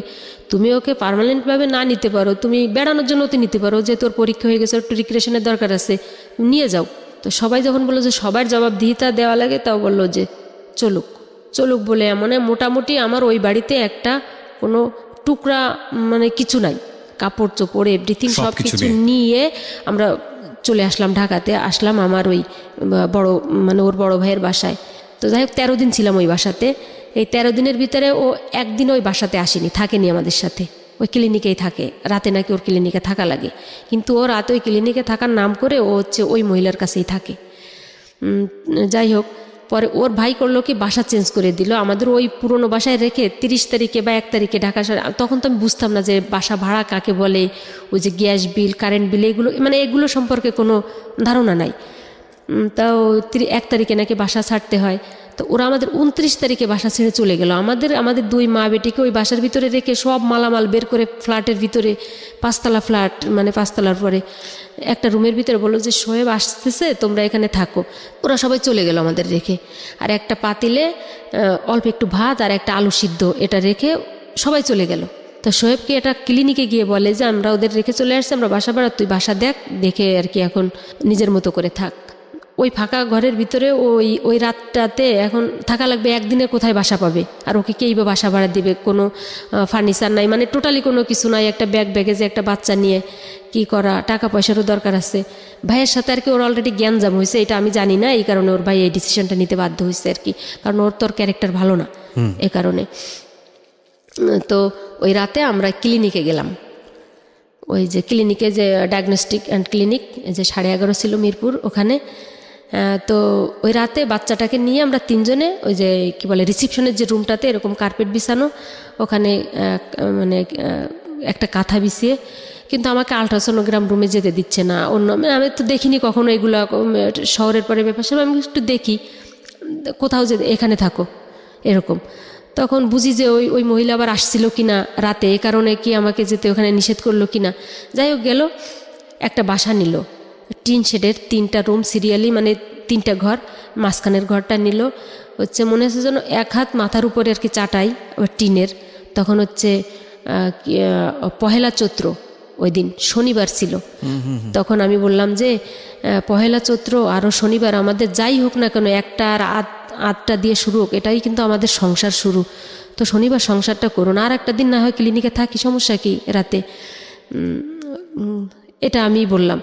তো আমাকে অনেক উল্টাপাল্টা কথা বললো। যাই হোক, আমরা শনিবারে ওই বাসাতেই উঠলাম। যাই হোক, ওখানে অনেক ঘটনা, যেহেতু আমি ছেড়ে যাচ্ছি। তো 1 মাস পর্যন্ত ছিলাম, এর ভিতরে আমার অনার্সের রেজাল্ট দিয়ে দিল এটা, এবং আমি বাড়ির সাথে যোগাযোগ রাখতে পারছি না।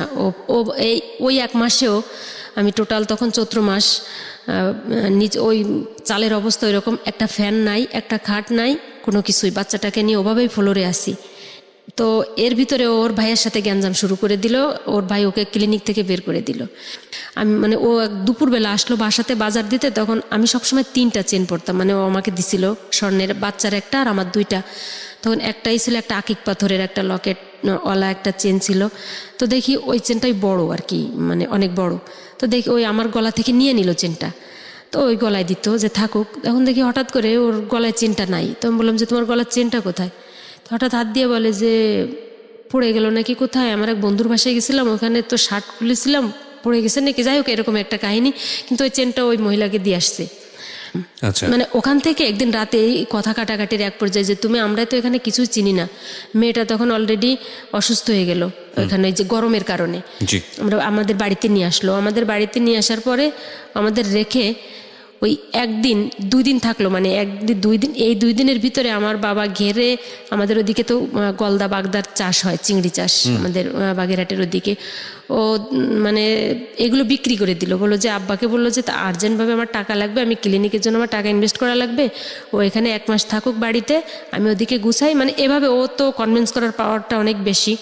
মানে আব্বাকে চিংড়ি মাছ বিক্রি করতে গেলে তো আর বাজারে নিয়ে যাওয়া লাগে না, শুধু পার্টিকে ফোন দিলে, মানে খবর দিলেই হয়, এরকমের একটা ব্যাপার স্যাপার। টাকা অগ্রিম দিয়ে দিল, ও আমাদের রেখে চলে আসলো। এই যে আসলো তো আসলো, ওর আর কোনো খবর নাই, ও কোনো ফোনে কোনো মানে কানেকশন পাচ্ছি না, যোগাযোগ রাখতেছে না, আসতেছে না। 2 মাস 3 মাস পর একটু হয়তো বা ফোন দিতে পারে। তো বললো যে আমি খুব বিপদে আছি, সেই অলরেডি ও তখন এই মহিলার সাথে সংসার করা শুরু করে দিছে। ও নিজে করে একটা নার্সিং হোম করছে, মানে ওই মহিলা হচ্ছে মেন্টালের নার্স, ঢাকার খুব বয়স্ক একটা মহিলা, 50 আপ একটা। একদিন ওর বড় ভাই আমাকে ফোন দিয়ে বলে, তুমি ঢাকাতে কি করো তুমি? ও তো আর একটা বিয়ে করছে। আমার মাথার অবস্থা আরও খারাপ, যে অবস্থা, আর একটা বিয়ে করে ফেললো। আমি ঢাকাতে আসলাম, ঢাকাতে একা একা, বাচ্চা তখন 8, 9, 10, 11, 12 মাস, মোটামুটি বছর হয়ে গেছে আর কি বেবির বয়স। ওকে রেখেই আমি চলে আসলাম। খোঁজাখুঁজির পরে পাইলাম না, পাওয়ার পরে ও আমাদের বাড়িতে একবার গেল, যাওয়ার পরে আমি সবাইকে ডাকলাম, আমার আত্মীয় স্বজন যারা আছে। তখন ওদের ওখান থেকে আমি বললাম যে ওকে মুখে দিয়ে বললে কাজ হবে না, ও যে কত বড় শক্ত লোক, ওটা হচ্ছে আমাকে ঢাকায় নিয়ে এরকম এরকম করছে, তো এখন ও কি করবে, ও একটা বিয়ে করছে কিনা এটা ওকে মুখ থেকে স্বীকার করাও, তারপর হচ্ছে আর না হলে ও আমাকে এখান থেকে ডিভোর্স দিয়ে যাক, কিছু একটা করুক, নাহলে আমি থানা থেকে পুলিশ নিয়ে আসতেছি। মানে আমি একদম পুরো পাগল হয়ে গেছি এটা বলে। হ্যাঁ, আমি সত্য থানায় চলে গেছি। থানায় চলে যাওয়ার পরে এসে দেখি যে মানে আমার মানে লোকজন যাদের মাঝে ওকে বসায় রেখে গেছে এদেরকে কনভিন্স করে কোন ফাঁকে ও ওখান থেকে চলে গেছে। এটা করার পরে এক পর্যায়ে আমি একা একা খোঁজ করার জন্য, তখন আমার একটা চাকরির অফার আসলো হচ্ছে আশা এনজিওতে, তো ইন্টারভিউ দিতে ঢাকাতে আসতে হবে। তখন আমি বললাম এই এক কাজে দুই কাজ, ওকেও খুঁজে খুঁজে দেখা যাবে, আমিও যাই। কেউ আসতে দিতে চাচ্ছে না বাড়ি থেকে। আমি বললাম যাই মা, কি হবে, জীবন এখন তো আর চলছে না, আব্বা তো আর বয়স হয়ে যাচ্ছে, ছোট ভাই দুটো লেখাপড়া করতেছে, আমার তো কিছু একটা করা উচিত, মেয়ের খরচ, এই আর কি। তো আমি আসলাম ঢাকায়, এসে হচ্ছে ওকে ওই ক্লিনিকে পেলাম না, মানে যেটাতে ও প্রথমে ছিল। ওইখান থেকে লোকজনের কাছে খবর নিয়ে একটা জায়গায় গেলাম, ওখানে ওকে মানে পেলাম। পাওয়ার পরে ও আমাকে একটা বাসায় নিয়ে গেল, হচ্ছে ওর একটা নার্স, আর একটা নার্স ওর বাসায়, ওইখানে আমাকে রেখে দিল, বলো যে আমার তারপরের দিন আর কি আমার ইন্টারভিউ। তো ইন্টারভিউ দিয়ে আমি বাসাতে আসলাম, ওই বাসাতে। তো আমি বললাম যে তুমি কোথায় থাকো, আমি সেখানে যাব।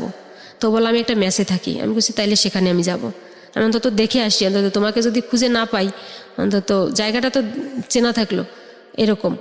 আমি আর কি ওই দিন বাড়ি চলে যাবো এরকম চিন্তা ভাবনা। তো ও কোথায় থাকে একটু দেখে যাই। এক পর্যায়ে ও না আমাকে নিলই না। না নেওয়ার পরে হচ্ছে আমি যখন জোরাজোরি শুরু করলাম, সে ওই বাসাতেই বসে ও আমাকে মানে খুব মারলো। ওই সেই মারির কারণে এখনও আমার এই যে ডান চোখটা হচ্ছে আমার প্রচুর সমস্যা হয়, অনেক সময় চোখে ঝাপসা দেখি এই অবস্থা মানে হয়ে যায়, মানে রক্ত নাক থেকে মুখ থেকে এরকম রক্ত বের হয়ে গেল। তো ভাইবার আগের দিন, হ্যাঁ ভাইবার আগের দিন, হ্যাঁ ভাইবার আগের দিন ওইখানকার লোকজন আবার দেখলো, পাশে ঢাকা শহরে তো ওরা পুলিশ ডাক দিল যে এই মেয়েটাকে মেরেই ফেলবে এই অবস্থা। পুলিশ আসার পরে ও পুলিশদেরকে অনেক হাতে পায়ে ধরলো, বললো যে না সমস্যা না, তবে আমি বললাম যে, তখন আমি বললাম এই একটা সুযোগ। তাই আমি বলে ও না আমাকে এরকম ওর বাসায় নিতে চাচ্ছে না, আমি তো আর ওয়াইফ, এই যে বাচ্চাও আমাকে এখান থেকে আমার বাড়ি পাঠাবে। বেবিটা নিয়েও গিয়েছিল? হ্যাঁ, ওকে আর কোথাও রাখি না। আচ্ছা, সবসময় সাথে করে, সবসময় বেবির সামনে এই ধরনের আচরণ করছে। হ্যাঁ, বলে যে তাইলে তুই এখানে মুসলেকা দে, পুলিশে বলছে যে তুই এটা নিয়ে যাবি তোর বউকে সাথে করে, আর ও যদি নেক্সট টাইম এসে আমাদের কমপ্লেন করে যে তুই ওকে বাসায় নিসনি, তাহলে কিন্তু একটা মামলা হবে, তোরে কিন্তু অ্যারেস্ট করবো। তো আমি বলছি এই তো সুযোগ। ও তখন ওটা একটু পুলিশের ওর খুব ভয়, কারণ ওর তো বিগত দিনের ইতিহাস তো ভালো না, রেকর্ড, এই কারণে ও আমাকে বাসায় নিয়ে গেল। কিন্তু বাসায় যাওয়ার পরে যা দেখলাম, তখন হচ্ছে ভাইয়া মনে হচ্ছে যেন আমি একসাথে তিনটা মারি, বেবিটাকেও মারি, ওকেও মারি, আর যাকে দেখলাম তাকেও মারি, সেই মহিলাকেই, মানে ওর যে পরবর্তী যে সংসার, সেখানে আমাকে নিয়ে গেল। নিয়ে যাওয়ার পরে তো সেইখানে যা হয়, প্রাথমিক পর্যায়ে চিল্লাপাল্লা, গ্যাঞ্জাম, অনেক কান্নাকাটি, আমি শুধু কান্না করতেছি। তখন খোঁজ নিয়ে দেখলাম ওই মহিলার একটা ছেলে আছে, তখন ছেলেটা প্রায় ছেলে মানে কি ওই মহিলার আগের ঘরের, হ্যাঁ, 15-16 বছর বয়স ছেলেটার, এরকম অবস্থা। তাই আমি বললাম তোমার তো মানে যেটা বোঝানো দরকার যে তোমার তো সংসার আছে, ছেলে আছে, আমার মেয়েটাকে বাপহারা করো না, আমাকে স্বামীহারা করো না, আমরা খুবই অসহায়। তো উনি কোনো কথা আর কি শুনলেন না, আমাকে ওই মানে ক্লিনিক নিচতলাতে, ওরা থাকে 3 তলায়, আমাকে রুমে নিয়ে গেল। রুমে নিয়ে অলরেডি আমাকে আটকাই দিল। এখন আমি না জিদের কারণে বা কষ্টে দুঃখে আমি কোনো কিছুই খাচ্ছি না। আমার মনে আছে ভাইয়া 7 দিন পর্যন্ত আমি শুধু বাথরুমে গেছি আর পানি খাইছি। মেয়েটার কি অবস্থা? মেয়েটাকে ওই যে টুকটাক খাবার দিচ্ছে, মেয়েটাকে খুব আদর করতেছে, কারণ মেয়েটা ছাড়া কিছু বোঝে না, মেয়েটাকে খুব আদর করতেছে। কিন্তু আল্লাহর অশেষ রহমত, মেয়েটা তো তখন বুকের দুধ খায়, তো আমার দুধেও কম পড়তেছে না, কিন্তু আমি কিন্তু কিচ্ছু খাচ্ছি না, শুধু বাথরুমে যাই আর পানি খাই, ওদের ঘরে সিদ্ধ করা পানিও আমি খাই না। এটা মানে আর আমি ফাঁক খুঁজতেছি যে কখন আমি বের হবো এখান থেকে, ও আমাকে যেতে দিচ্ছে না। কিন্তু মা ওকে ফোন দিছে, তো বলো যে বেশি যদি আপনারা চিল্লাপাল্লা করেন হচ্ছে ওরে ঢাকা শহরে মেরে ম্যানহোলের ভিতর ফেলে দেবো, আপনারা আর ফোন দিবেন না। এটা বলার পর তো আব্বা আমার কি অবস্থা হয় সেটা তো বুঝেন। তো একদিন আমি একটু শুয়ে আছি, ওরা দুপুরে কেউ নাই বাসায়, হঠাৎ করে দেখি যে ওরা দুজনেই চলে আসে, মানে আমি একটু ঘুমের মতো, বাচ্চাটা পাশে নিয়ে আমি একটু ঘুমের মতো আসছি, মানে আর তো পারি না, ক্লান্ত হয়ে গেছি। হঠাৎ আমার হাতে ব্যথা পাচ্ছি, মানে খুব, ওরা আমাকে ইনজেকশন পুশ করতেছে। ওই যে ওই মহিলা তো মেন্টালে চাকরি করে, ওইখান থেকে ওই যে এরকম কিছু জাতীয় যে মানে আমাকে একদম টোটালি মানে মেন্টালি ডিজার্ট করে দিবে এরকম একটা ইনজেকশন আমাকে পুশ করার, মানে একজনে হাত ধরা আর একজন মানে মাত্র নিডেলটা একটু ঢুকাইছে এই অবস্থা। তখন আমি এক লাফ দিয়ে উঠে বসছি। তখন বলে কী করবো, যে আপনি অসুস্থ, এই জন্য আপনাকে সুস্থ করার জন্য। তাহলে তো আমি তো সুস্থ মানুষ, আমাকে হুশ অবস্থায় দিতে হবে, আমি তো ঘুম, এগুলো কি দেখি, মানে জোরাজুরি করতেছি আমি ওষুধটার নাম দেখার জন্য। তো এক পর্যায়ে জানালা থেকে ফেলে দিল।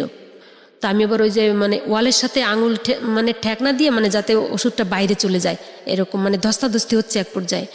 তখন আমি বুঝলাম যে ওরা আমাকে কিন্তু মেরে ফেলবে, আমাকে এখান থেকে বের হওয়া লাগবে। আর কোনো চিল্লাপাল্লা করলে কোনো আশেপাশে লোকজনও দেখতে পাচ্ছি না, এই অবস্থা। সকালবেলা ওই মহিলার হচ্ছে নাইট ডিউটি, ওই মহিলা তো নাইটে চলে গেছে, ও সকালবেলা উঠে হচ্ছে ওয়াশরুমে গেছে, শোয়েব ওয়াশরুমে গেছে।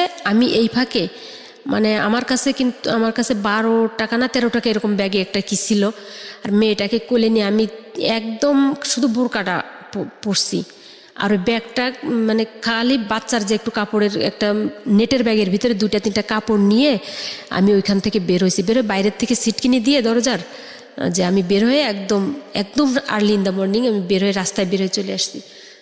বের হয়ে চলে আসার পর একটা সিএনজিকে বললাম যে যাবেন নাকি, যে সায়দাবাদ। ওই বললো যে হ্যাঁ যাবো। উনি সায়দাবাদ নিয়ে আসলো আমাকে। আমার কাছে কিন্তু কোনো টাকা নেই, 150 টাকা তখন সিএনজি ভাড়া চাইলো আমার কাছে। তখন আমি এটুক বুঝলাম যে আমি স্ট্যান্ডে আসার পরে আমাদের পরিচিত রুটের গাড়ি, আমি চিনবো লোকজন, ওদের কাছ থেকে আমি হেল্প নিব। তো আসার পরে আমাদের কাউন্টারে গেলাম। কাউন্টারে আমি বললাম যে আমি এরকম সমস্যায় পড়ছি, আপনি হচ্ছে আমাকে টাকা দেন, আমি হচ্ছে ওখান থেকে আমি পেইড করবো, আমার আব্বা ওখানে আছে। তো ওটা দিল, ওই টাকা দিয়ে সিএনজি ভাড়া দিয়ে দিলাম। আর বললাম যে আমি গাড়িতে যাব, আমাকে টিকিট করে দেন, ওখান থেকে আর কি সব টাকা আপনাকে পে করে দিব। অলরেডি ওইখানের ফোন থেকে আমরা যে বাজারের নাম্বারে ফোন দিই, ওইখান থেকে ফোন দিলাম যে ব্যস্ত, বাড়ি খবর পাঠাও ভাই যে আমি আসতেছি, সাইনবোর্ড যেন আব্বা টাকা নিয়ে থাকে। যাই হোক, এরকম করে আমি মেয়েটাকে নিয়ে বাড়ি চলে আসলাম।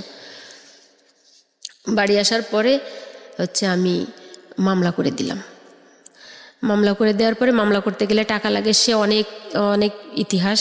কিন্তু এক পর্যায়ে পুলিশরা কত সালে মামলা করলেন? 6-এর প্রথম দিকে, 1 বছরের 2006 সালের প্রথম দিকে মামলা করলেন। মামলা করাটা কি অতটা সহজ ছিল? হ্যাঁ, মামলা করাটা তখন অলরেডি সহজ ছিল না। মানে নিজেদের তো রিলেটিভ আত্মীয় স্বজন আছে, অনেক ধর্ণা ধরা লাগছে যে মানে কি নারী নির্যাতন মামলা। তো বললো যে এত টাকা লাগবে, 12,000 টাকা লাগবে একটা মামলা রুজু করতে গেলে। তো ওখানকার একটা চেয়ারম্যানের সহায়তা নিলাম, আমাদের রিলেটিভ হয়। এখন আসামি ধরার আর কোনো মানে নোটিশ করা বা তদন্ত করা বা চার্জশিট দেওয়া এগুলো কোনো কিছু নাই। তখন আমি বললাম আসামি কোথায় থাকে আমি জানি, আপনারা আমার সাথে যাবেন, ঢাকাতে আপনাকে ধরাই দিব। তো ওনারা যে এস্টিমেট আমাকে দিল যে ঢাকাতে, বাগেরহাট থেকে ঢাকাতে আসামি ধরাতে আসলে মিনিমাম 50,000 টাকা খরচ আছে। একটা গাড়ি নিয়ে আসতে হবে, ওখান থেকে ফোর্স নিয়ে আসতে হবে, প্রথম দিন যদি না পাই দ্বিতীয় দিন ওদের জন্য ওয়েট করতে হবে, তাদেরকে হোটেলে রাখতে হবে, তাদেরকে টাকা দিতে হবে, মানে এইসব মিলে 50,000 টাকার একটা অ্যামাউন্ট আমাকে বললো যে এই টাকা খরচ আছে তোমার। দেখেন 50 পয়সা খরচ করার মতো তো অ্যাবিলিটি আমার নাই। তো আমি বললাম যে আপনি আমাকে রিকলটা দেন, আমি একা একা মানে আসামি ধরি। তখন ওনারা হাসাহাসি করতেছে যে তুমি পারবা? তো আমি বললাম যে আমি পারবো। তখন আর একজন বললো যে দিয়ে দেন তো দেখেন পারে কিনা, বিপদ ছাড়ান। ওনারা মানে তাচ্ছিল্য সহকারে আর কি দিল আমাকে কাগজটা। দেওয়ার পরে আমি ওই দিনই রাতে গাড়িতে উঠলাম।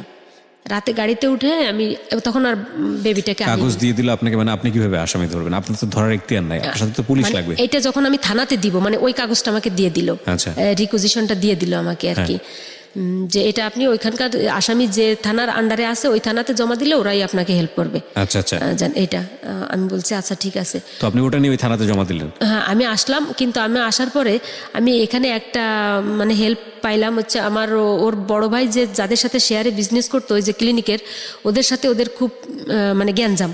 তো আমি ওনাদের হেল্পটা নিলাম, ওনাদের ওখানে গেলাম, ওনারা আমাকে পুরোপুরি হেল্প করলো। ওনারা হচ্ছে থানাতে গেল। থানাতে যাওয়ার পরে মানে আমার কোনো টাকা খরচ হলো না। থানাতে যাওয়ার পরে ওরাই হেল্প করে দিল। পুলিশও কোনো আমার কাছ থেকে কোনো টাকা নিল না। মানে আমার ওই বেবির ছবিটা দেখার পর আমার বেবিটা অনেক কিউট, আমি কান্নাকাটি করলাম, একটা টাকাও নিল না। এই যে পল্লবী থানাতে। তো ওই বাসাতে গিয়ে কেউ ধরা গেল, দুজনকেই অ্যারেস্ট করলো। অ্যারেস্ট করার পরে ওরা অনেক মানে ওই মহিলার গলায় গহনা টহনা ছিল, ওরা আমাকে দিয়ে দিল, বললো যে এগুলো নিয়ে আপনি আমাকে ছেড়ে দেন, আমি ওকে ডিভোর্স দিচ্ছি এখনই। তখন আমি ওইগুলো ধরে আবার মানে ফিকা ফেলে দিলাম, বললাম যে আমার মানে কোটি টাকার জীবনই শেষ হয়ে গেছে, সোনা দানা দিয়ে আমি কি করব? তুমি তো আমাকে বলছিলে যে তুমি 15 দিনের ভিতরে ওকে ডিভোর্স দিয়ে দেবে, তুমি দিব্যি বহাল তবিয়তে সংসার করতেছো, আমার তো কোনো খোঁজখবর নেয় না, বাচ্চাটার কোনো খোঁজখবর নেয় না। এটা বলার পরে তখন ওই থানার ওসি মানে তখন উনি বললেন যে তোমার কিন্তু এগুলো আনলে তোমার নামে কিন্তু কোনো কেস হইতো না, কারণ ওরা তোমার কিন্তু স্বেচ্ছায় দিয়ে দিয়েছে, দেখলাম যে তুমি ওইগুলোর লোভী না, মানে উনি কোন সেন্সে বলছে আমি জানি না। তো যাই হোক, ওখান থেকে আমি আবার চলে আসলাম। পরে মামলা ওইভাবে চলতে থাকলো। আসামি যেহেতু বাগেরহাটে মামলা, ওদের চালান করে নিল, ওদের হাইকোর্ট করা লাগলো। ওই মামলায় হাইকোর্ট করে জামিন হলো। জামিন হওয়ার পরে এক পর্যায়ে ওরা আমার নামে বিভিন্ন ধরনের মামলা দিতে থাকলো, একটার পর একটা কাউন্টার মামলা যেটাকে বলে। তো আমি বাড়িতে, বাচ্চাটার তখন হচ্ছে 2.5 বছর অলরেডি হয়ে গেছে, মামলা এরকম ঘুরতেছে। হঠাৎ করে একদিন রাতে আমার বাড়িতে পুলিশ গেল, মানে সবে মাত্র একটু শুইলাম, এর ভিতরে শীতের রাতে, তাও আবার ও জামিন থেকে বের হয়ে আমার নামে যে একটা মামলা দিল, ওটার অ্যারেস্ট ওয়ারেন্ট বের করে থানা থেকে আমাদের পুলিশ নিয়ে এসে আমার ছোট ভাই তখন এসএসসি পরীক্ষা দিবে, আমার আব্বা আর আমাকে নিয়ে গেল। এটা বলে নিয়ে আসছে যে এটা হচ্ছে আমার বাসায় কাজের বুয়া ছিল, হচ্ছে ওর ভাই আর বাবার সহযোগিতা আমার বাসার মালামাল চুরি করে নিয়ে আসছে। বুঝতে পেরেছি, মানে আপনাকে হ্যারাস করার চেষ্টা করতেছে। তা এটা তো জানি না। তখন থানাতে অলরেডি মানে আমার এলাকায় আমার একটা, তো আগেই বলছি, আমার শিক্ষা খাতে বা আমার হচ্ছে মানে এই যে সোশ্যাল যে কাজগুলো, ওয়েলফেয়ার, এই কারণে আমার একটা পরিচিতি ছিল। তো ওসি সাহেব দেখলো, মানে যে কোনো প্রোগ্রামে তো যেতাম, তো ওসি সাহেব দেখে বললো যে আজমিরা তুমি? তো আমি বললাম যে এইটা এই অবস্থা, আমার হাজব্যান্ড হয়, এই মামলা। আসামি যেহেতু ধরে নিয়ে আসছে, ছাড়ার এখতিয়ার তো আসামির সামনে নাই। তো ওরাও রাতে পালায় ওখান থেকে, থানা থেকে চলে গেল, কারণ ওদের নামে আরও মামলা আছে, ধরবে। ওরা চলে আসলো, আমার সকালে কোর্টে চালান দিল আমাদের 3 জনে, আমাদের ওই দিন জামিন হয়ে গেল বাগেরহাট কোর্টের থেকে। এক পর্যায়ে সবাই আমাকে বললো, ইতিমধ্যে আমার অনার্সের রেজাল্ট হয়ে গেল, আমি মাস্টার্সে ভর্তি হয়ে গেলাম। মাস্টার্সে ভর্তি হওয়াকালীন মানে আমার একটা কলেজে চাকরি হলো, ওখানে কলেজটা এমপিও হয়নি। তো বললো তোমার এখন একটা স্ট্যাটাস আছে, এই যে কোর্টে আসা যাওয়া করো, দেখো ওরা মিউচুয়ালের কথা বললে। হ্যাঁ, এখন শেষ পর্যন্ত মামলা তুলে নিলাম।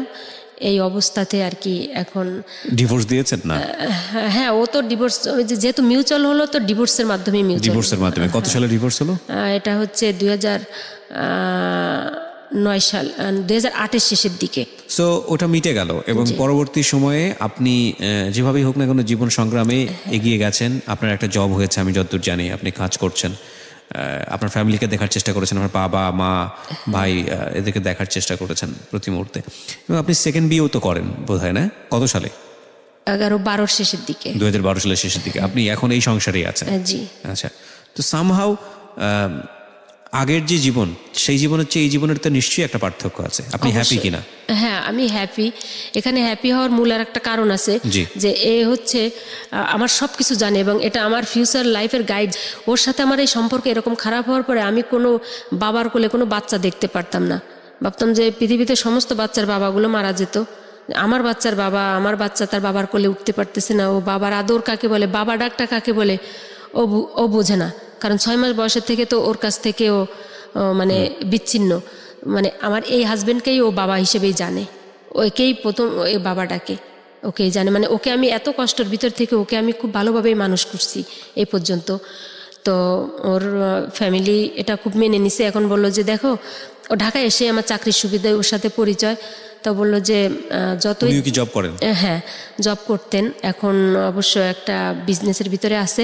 তো বললো যে যতই যা বলো না কেন, একটা মানুষের, একটা পুরুষের দরকার আছে একটা খুঁটির, কারণ যেহেতু তুমি তোমার বাবা মার জন্য এখন করতেছো, তোমার ভাইয়েরা আছে, তাদের সংসার হবে, কতদিন তুমি এভাবে থাকতে পারবা জানি না। উনি আপনাকে মোটিভেট করেছেন? মোটিভেট করছে। এখন ভালো মানে আমার কাছে মনে হয়েছে 1 থেকে 1.5-2 ঘন্টা আমি একটা পুরো ফ্লোর মধ্যে ছিলাম।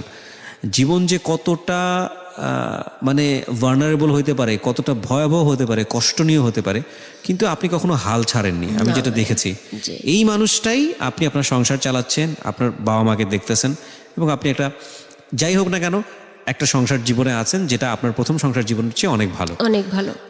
এখন যে শ্বশুর বাড়ির ফ্যামিলিটা, এরা মানে বর্তমান বাংলাদেশের প্রেক্ষাপটে খুব প্রথম সারির লোক এরা আছে। আপনার এই গল্পটা আপনি কেন বললেন রেডিওতে? কিছু দৈবিক কিছু বিষয়গুলো আছে যেগুলো আমরা বলি যেগুলো কপালের দোষ, আসলে এগুলো এখন বর্তমান যে মানে হাই প্রোফাইলের শিক্ষাগুলো এগুলো বুঝতে চায় না বা এগুলো মানতেই চায় না যে না আমাদের ভাগ্য নিজের হাতে তৈরি। এটা আসলে একটা কি বলে আল্লাহর পরে আর কিছু নাই। তো আমার জীবনটা যে অশিক্ষিত একটা মানুষ বা অসহায় একটা মানুষ মানুষের পদে পদে মানে মানুষের দ্বারে দ্বারে গিয়ে হচ্ছে প্রতারণার শিকার হয়, আর আমি হচ্ছে একটা শিক্ষিত মানুষ হয়ে আমি প্রত্যেকটা জায়গায় গিয়ে আমি প্রতারণার শিকার হয়েছি। এখন এই যে আমি যখন এত বিপদের ভিতরে থাকছি, যেটা সত্যই কথা, আমি আমার ব্যাগের ভিতরে একটা বই থাকতো, আমি বাসে মানে ঢাকায় আসতেছি তো আমি ওই জানালার পাশে বসে আমি 2 লাইন পড়তাম। বা আমি হচ্ছে এমনও দিন গেছে যে আমি হচ্ছে এজলাসে উঠে গেছি তখন আমি পরীক্ষা দিয়ে, মানে আমি এইটা চিন্তা করতাম যে আমার ভিতরে যদি শিক্ষা থাকে, আমার যদি সার্টিফিকেট থাকে, তাহলে আমি কোথাও না কোথাও গিয়ে আমি কাজ করে খেতে পারবো। অন্তত মানে নিম্নমানের জীবনযাপন আমাকে করতে হবে না, একটা মানে স্ট্যান্ডার্ড মাফিক লাইফটা লিড করতে পারবো, যেখানে গেলে অনার পাওয়া যায় বা কিছু। আমি কখনো মানে আশা ছাড়িনি, আমি কখনো হাল ছাড়িনি আর কি। জীবনে কখনোই হাল ছাড়বেন না, যত কষ্টেই থাকুন না কেন, যত সিচুয়েশন খারাপই হোক না কেন, হাল ছাড়বেন না। বেঁচে থাকার জন্য আমাদেরকে যুদ্ধ করতে হয় এবং সেই যুদ্ধ আমৃত্যু, সেই যুদ্ধ করে যাওয়াটাই জীবন। অনেক ভালো থাকুন, আজকের মতো শেষ করছি।